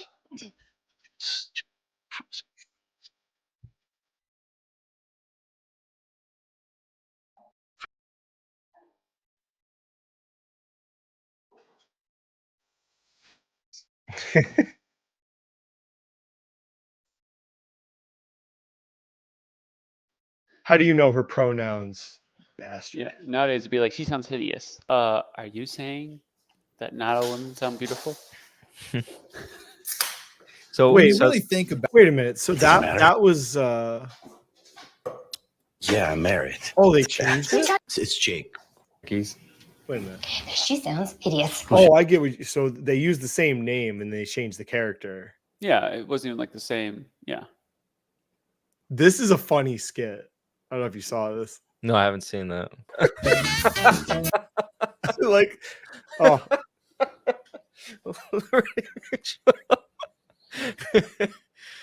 See, okay, that was a good SNL skit.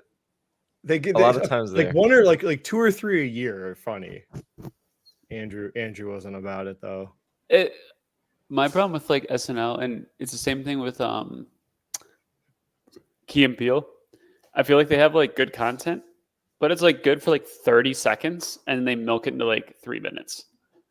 The Liberty Mutual ending. No, was the good, ending though. was that was funny, but like it's like. Limu. See, that was the beauty of Vine. People didn't have the option to milk it for too long. But then that meant that you had all these people that weren't actually funny then getting on YouTube. And anyways. I love that out of all the industries and commercials, insurance is the one we all go to. I think Yeah. it How makes did that sense. become the funny one? Yeah. I think it makes sense because like realistically, what's the difference between State Farm and Liberty? Like for the policyholder, it doesn't really matter. No. It's going to be rates and coverage. Apparently, a lot of people don't like USAA now. I see on their Reddit, people are really like annoyed with them for some reason. With who? USAA. Uh, I mean, like their complaints are weird because they'll be like, I put in a claim for my house, and then they'll be like, no one called me back in like 2 or 3 weeks, and I'm like, claims take like 3 months. I don't think people have a realistic like time frame for how long those claims take. guys, But my Biden bucks are printing. is Bro, he out? you're No. You're like literally in the casino right now. It's like, I'm down. I'm up. No. Now they're pretty consistent. I'm pretty consistently up. I've got like, I think where I was the bottom, unless he declares that he's out, and then I'm effed. Wait, what is this Biden You- bucks? No. You go and predict it. It's insane. I know you right told now. us about this. There's a bloodbath going on right now. Go to the presidency right there. The click presidency. Wait, this one or Actually, it was just the one that was. We'll Biden step aside, but go hit click presidency. There he is. Yeah, dude, this is one I'm in. I'm fighting tooth and nail. It's Like- a war. It's a war zone out here, Dan. so this is what you do when you're a bored millionaire, huh? Dude, why is Ben Shapiro's brother running for the Democratic Party? Who? That's Oh, Josh dude, that's gotta Shapiro. be some family infighting right there. Hey, Kale, you're not my dad. I'll fucking go $1,000 right now. You can't go Alright. 1,000. You can only go 850. I'll go 850 right now. Do it on Joe. Do it. My on wife's not Joe. here to yell at me. She's Do it on Joe. Hey, do you want to see a company that's going to die? Yeah. who's next? Look at No, they're too small. I think at this point. Well, sure. SPWR. Oh, Sphere? No, No. Sun Power. Oh. Dan would love a company like this. Oh, it went down 40% today. Yeah, it's like literally going to die. I mean, classic like solar, lots of debt, burning money. Why did it fall 50% today though? What happened today? Let's I see. saw like when I was researching like what companies will do well under Trump, some of the websites were saying like solar companies will do well under him. Like why would oil do well and solar? Some It power was- plunges after halting solar installs and shipments. I guess you stop doing your core business. Oof. They can switch over to crypto. Well, They can The- use the solar for crypto. That's what what's it called? Fuck, the one crypto miner did. The one that's everyone loves too. What's the I've name? always hated solar investments because it's like nobody has to do any of it.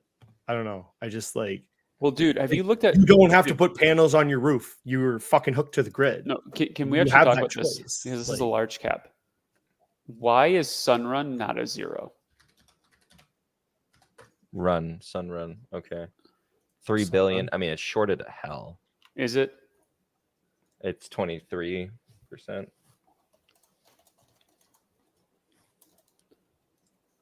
But look at this. They have what 11 billion of debt, and they're burning cash, hand over fist.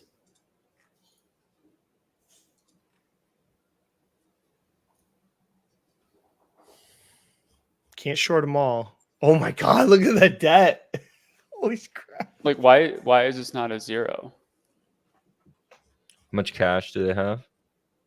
Uh, They have. Oh wow, yeah, they have as much cash as they're half a burning. mil. They're burning more.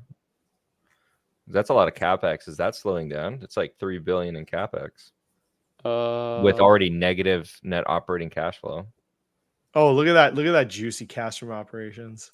Oof. and for anyone listening, I have gotten bitten by the short bug, so I apologize. But Dude, they have never had positive cash from operations ever.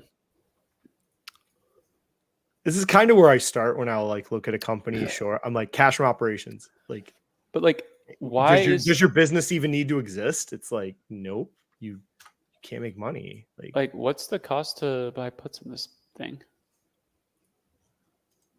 Is it like fairly inexpensive? January 16, 2026, 10 strike for midpoint of 226. Oh, Fabio, the 250s though. You would like the 250 puts. why is 250 always the thing? It's always It's just Fabio's magical favorite. number. It's my favorite, yeah. But dude, they're going for 30. The last price was 31 cents. My Sond and Riley are You're 250. joking. No, Which is last funny. price 31 cents.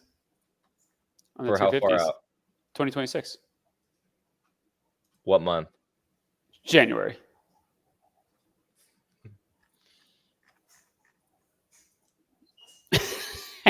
Well, you know what the problem is with these companies? If Trump comes in and he does like his tariffs and embargoes on China, I think they're already talking about getting rid of Chinese solar panels for a lot of these businesses.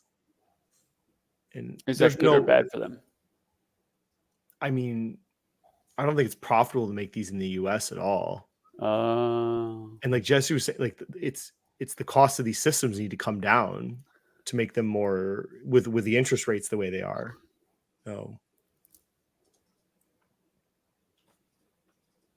I don't know. I've hated every.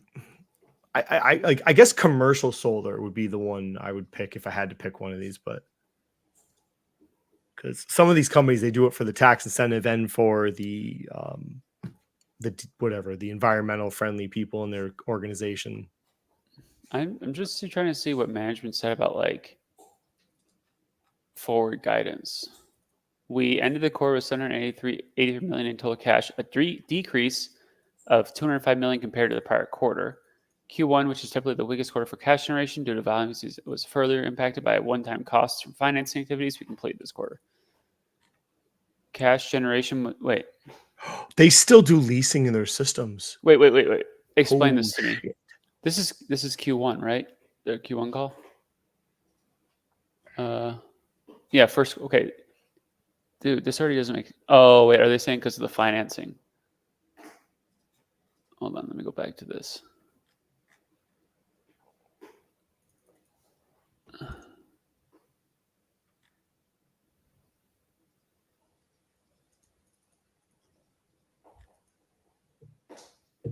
Moving to the parent capital side, we took actions to extend maturities and optimize our current balance sheet. In February, we closed an extension of our recourse. It doesn't matter if you get an extension on the maturity date. You're just burning cash from ops.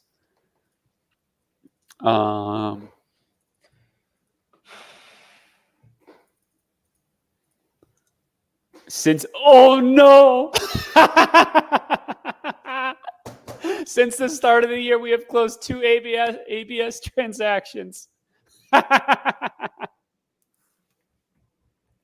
They're fucked.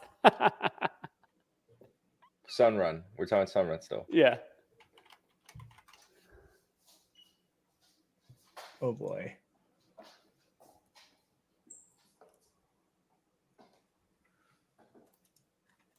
Interesting.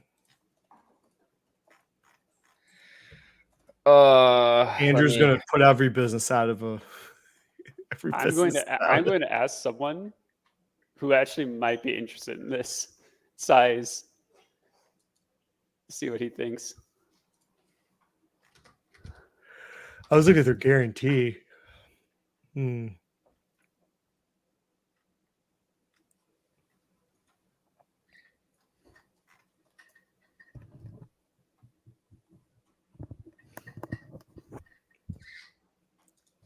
Guaranteed total peace of mind. They are doing ABS transactions with a private credit investor and arranged subordinated debt financing on the portfolio. The 361 million non-recourse senior debt was rated A by Kroll Holmes Price with a 232.5 basis point spread.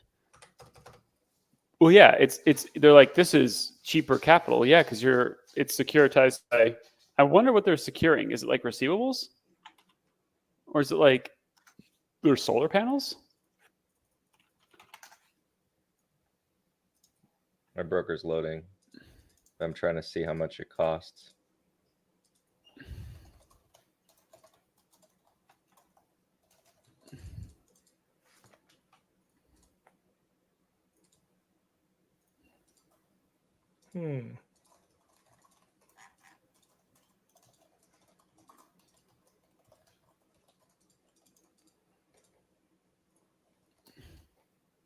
Oh, it just popped recently too. Yeah, that's why it's interesting now. Oh, that's interesting. Because people are like, oh, rates come down, they'll live. It's like it does. Like, when you're talking about $10 billion of debt.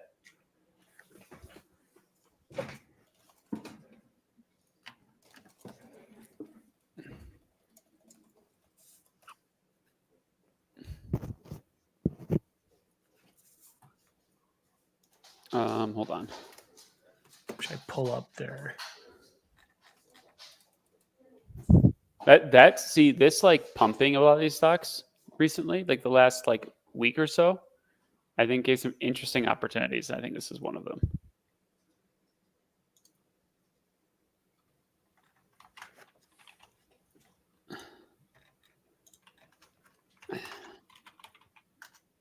I'm trying to go to their investor relations page.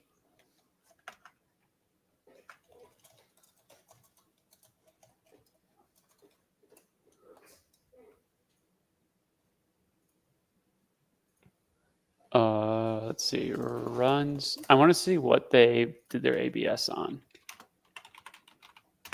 Okay, got it. Let's see, it should be in the 10Q. Let's do a PDF. And I can share my screen if you want. Oh, you have it up. Never mind. Did you have a page you want to show, or? I just want to see on the balance sheet.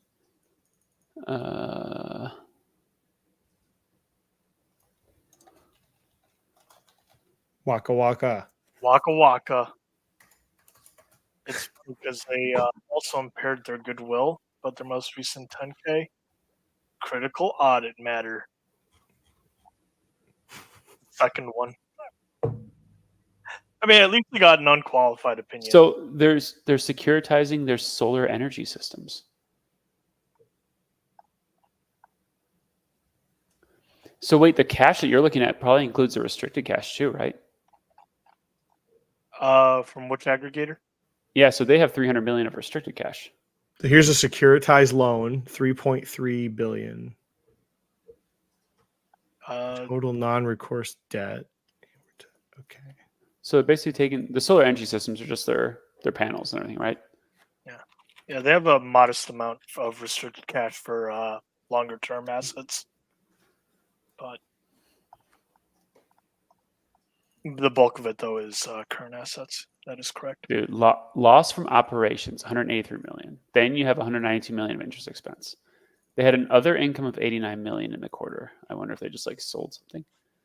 For a grand total of loss before income taxes of 285,000.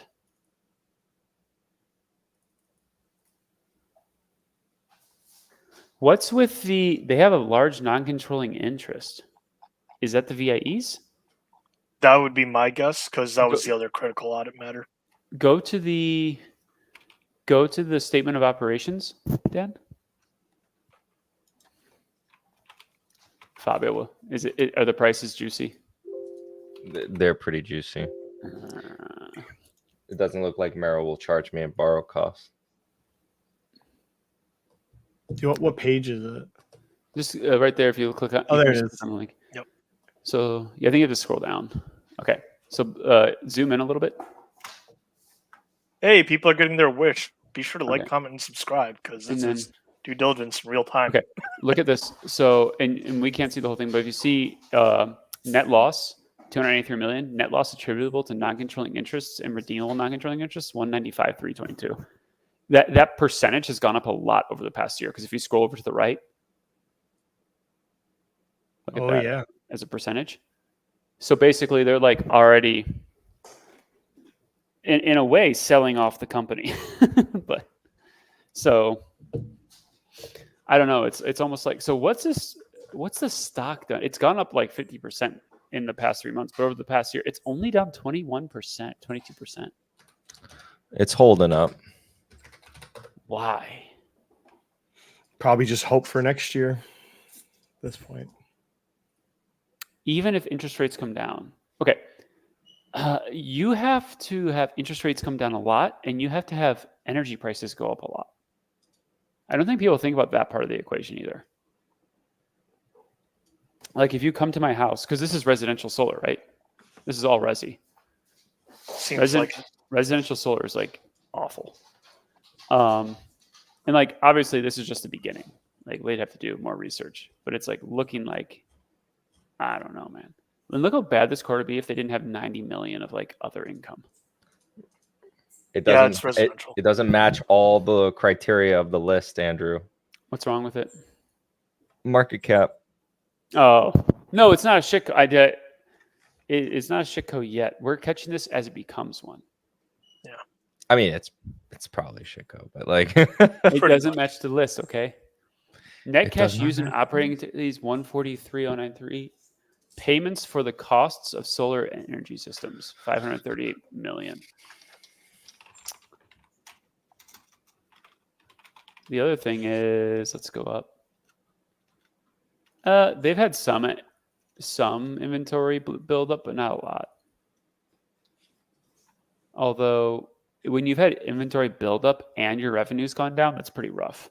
Yeah. What's their cash conversion ratio now? Don't know. I don't have ticker up right now. You can I'm go just check.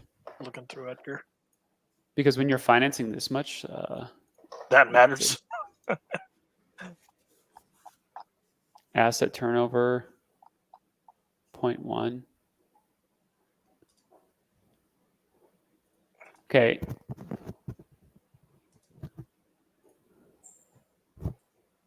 Oh, why did it do that? Hold on.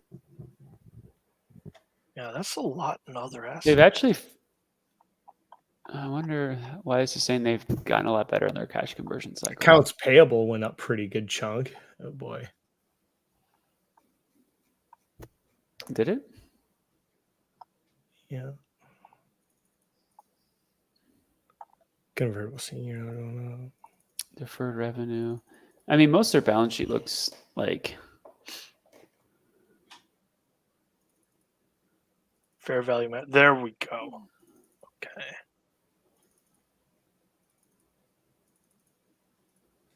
So non-recourse debt. Does that mean it's like unsecured? That's what it would appear to be. How did they manage to have almost 10 million? So they have, they have 9.85 billion of non-recourse debt, 387 line of credit, 662 million. So they're actually closer to 11 billion of debt, huh? And then they have finance lease obligations, but we'll just. Whoa, what? You see this note? What? Interesting. I can't read it. Can you? Bigify. Certain loans in this category are part of equity trend. That's all they give you.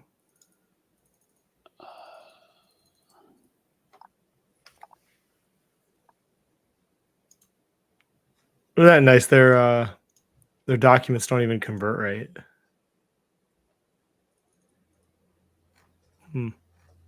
I don't get like the unrealized gain loss on derivatives. What do they have derivatives on? They have like futures trading and something? probably to secure either price of something. Yeah. Yeah. I'm really interested in the non-controlling interests and where that's coming in from. They're day trading options on their own stock. So let's see what they did. I'm trying to look at the financing. Are they just taking on more debt? Let's see. I think that's kind of what they said they did, but proceeds from issued convertible senior notes, but 444 million. Yeah, net cash provided by financing, 473 million. Wait a second. No, I won't wait. Individual custom collection status. Fabio's already front run us. I already called my guy. He's already set it up for me. He's got the shares allocated for me.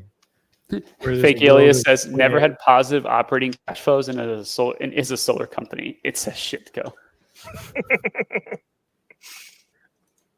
Residential solar. I'm surprised at how well. I guess they don't have much accounts receivable because they just outsource the financing, so they get all paid up front, huh? Well, it's weird though because it would appear that if you look at their 10K, they have a note 8 for other assets, and under there's a line item that says unbilled receivables. It's not like the biggest part that's parked under there, because that'd be cost to obtain contracts - customer agreements. Let's write this down. But like that's not a number I can just like easily ignore. I don't think anyone should. What the hell would a solar company do they have any public? Is any of their debt? Can we get any information on what the yields are on their debt right now? I don't know. Didn't get that far to the liability section. Wouldn't it just be listed if like because we're just I don't see any way. You'd probably have Bloomberg terminal to see. Probably. Weighted average interest rate. Or service like it. I mean, you're.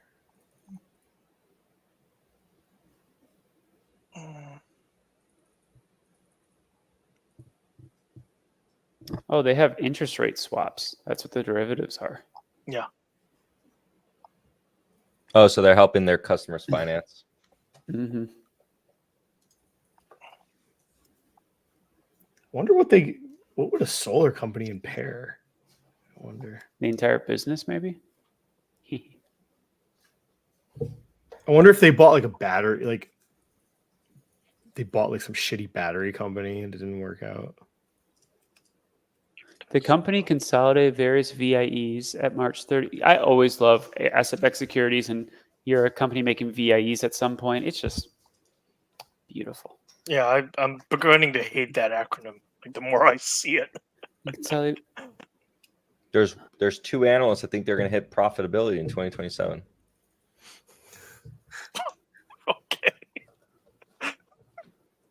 Does one of them work for ARK?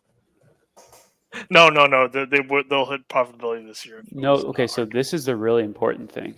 Okay, go to note 11, Dan. I want to make sure I'm reading this right. This is because what you have to. What I'm trying to do is see how much runway they have left. Right. Is that just it? Yeah. No. Keep going down. Note 11. This? No. Keep going down. It's page 29. Oh. I'll mosey to the 10Q. Okay, go back up a little bit. Oh, wait. I'm sorry. Note 20. It's 28. Page 28. I'm sorry. It's VIE arrangements? Yeah. So this is saying that they've already securitized 10.8 billion of their solar energy systems. So they have 3 billion left to securitize. But that doesn't make sense because like it's pretty well, that's just a quarter. What was it? Oh, what was it last year? See, this is where it gets interesting. Like, how much has this gone up year over year? What? What do you want?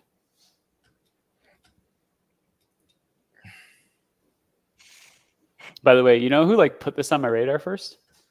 Who? Zalaka. Alaka. Alaka's like, dude, this company's a shit. Man. Go look at them. And I was like, He also has gotten bit by the bug. has he? Yeah. Yes, he has. He has had himself a merry old time. 1.1. Okay. Anyways, Okay, I want to see what the VIE, like what rate this is growing at, because it went up 400 million, I think, here quarter over quarter. So it's didn't go up a ton. All right.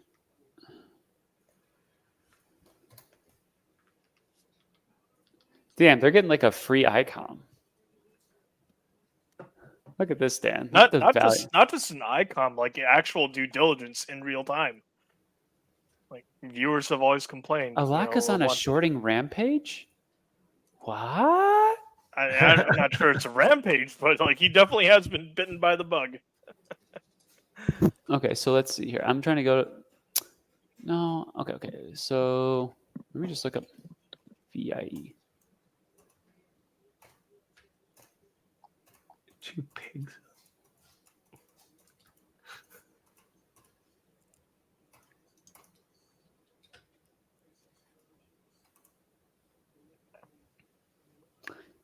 Yeah, consolidated joint ventures under partnership flip structures. We and our fund investors contribute cash into a partnership entity. Yeah, so it's the VIE. Inverted leases. We and the fund investors have a multi-tiered investment vehicle that's comprised of two partnership entities, which facilitate the pass-through of the tax benefits to the fund investors. Oh man, this is getting.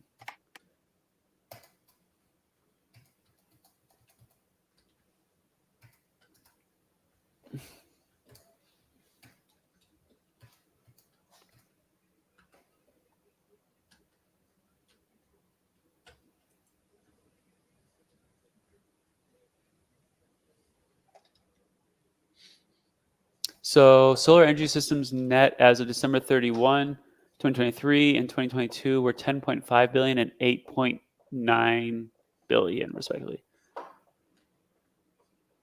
How much has their debt gone up year over year? Let's see. Non-recourse debt went up 1 point. So the non-recourse debt, that's what that is. That's the VIE debt, I think. So they increased that. Let's see, non-recourse debt. Yeah, that went up 700 million quarter over quarter. And it went, but they paid down the line of credit by 200 million. And the convertible senior notes went up 250 million quarter over quarter. So like net, yeah, net they went up like 700 million-ish quarter over quarter. They'll be fine, Andrew. You're just bearish. Well, the good thing is I have some people that very much aren't fans of the solar industry, so I'm curious what they. Do you know what this net billing tariff in California?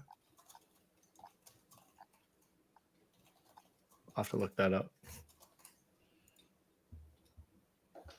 NBT. More acronyms. We guess California's fucking with their solar companies, probably.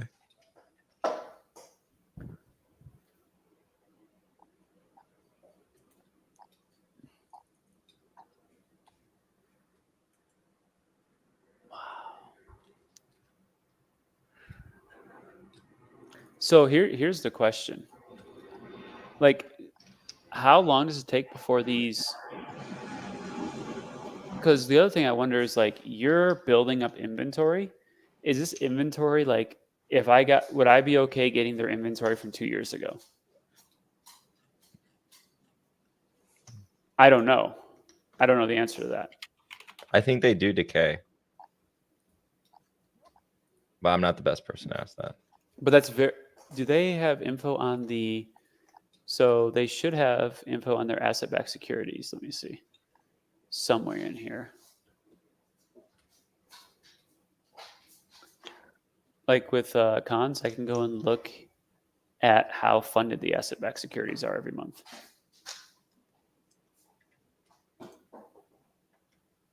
Let's see. Let's see, investor presentations, filings. Let's go to miscellaneous maybe.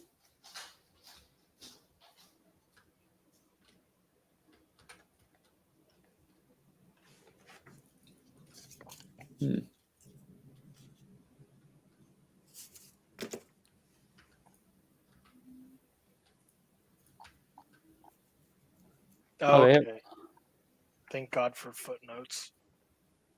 Oh, did they give you like a free model? Sunrun does? That's really cool. I can model them going to zero like this easily. That's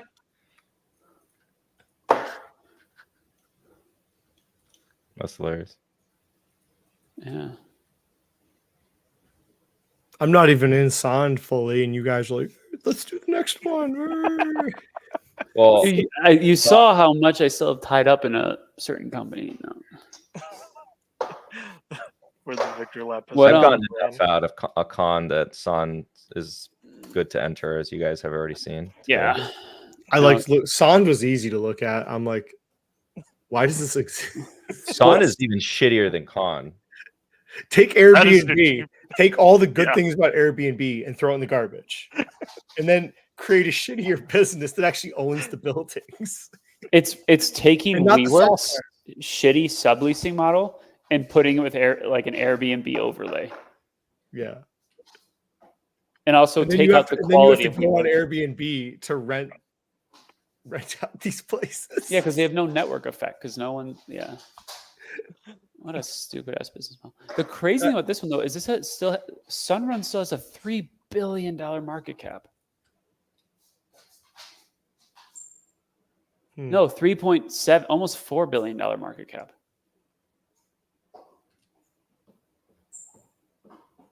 Interesting. Like this puts it in a completely different like arena almost, right? How short? How much? Like, what's the difference between this and end phase? Like, how short is end phase? And phase is pretty short, but I don't think it may be about the same. And 13.4, Okay, so less. a lot less. It's okay, guys, though, because SunPower, they're going out of business, so then Sunrun will get all of their business. Do they do the same thing? I have no idea what they did. Sunrun and SunPower? I don't know. I mean, if you think about it, like you need power to run, so it's kind of the same thing. Oh, I gotta cut it off and go to bed soon. I appreciate is you funny. having us on, Dan, Yeah, and for thanks, doing Dan. your original content. Yeah, It's sorry for midnight. taking it over with this. No, we can continue this if you want. If you're still going to be awake for. I'll be awake for a couple minutes in Discord. Yeah, sure. I'll change the thumbnail a bit. Thank you, everyone. All right. Thank you for having us, Dan. I'm just glad See I'm you. not sick anymore. Thank God. Glad you're feeling better. Wait, should I play an outro? Yeah. Yeah. Should we do the SoFi outro? Yes. Yes. Okay. Yes. All right. Thanks for watching, everyone.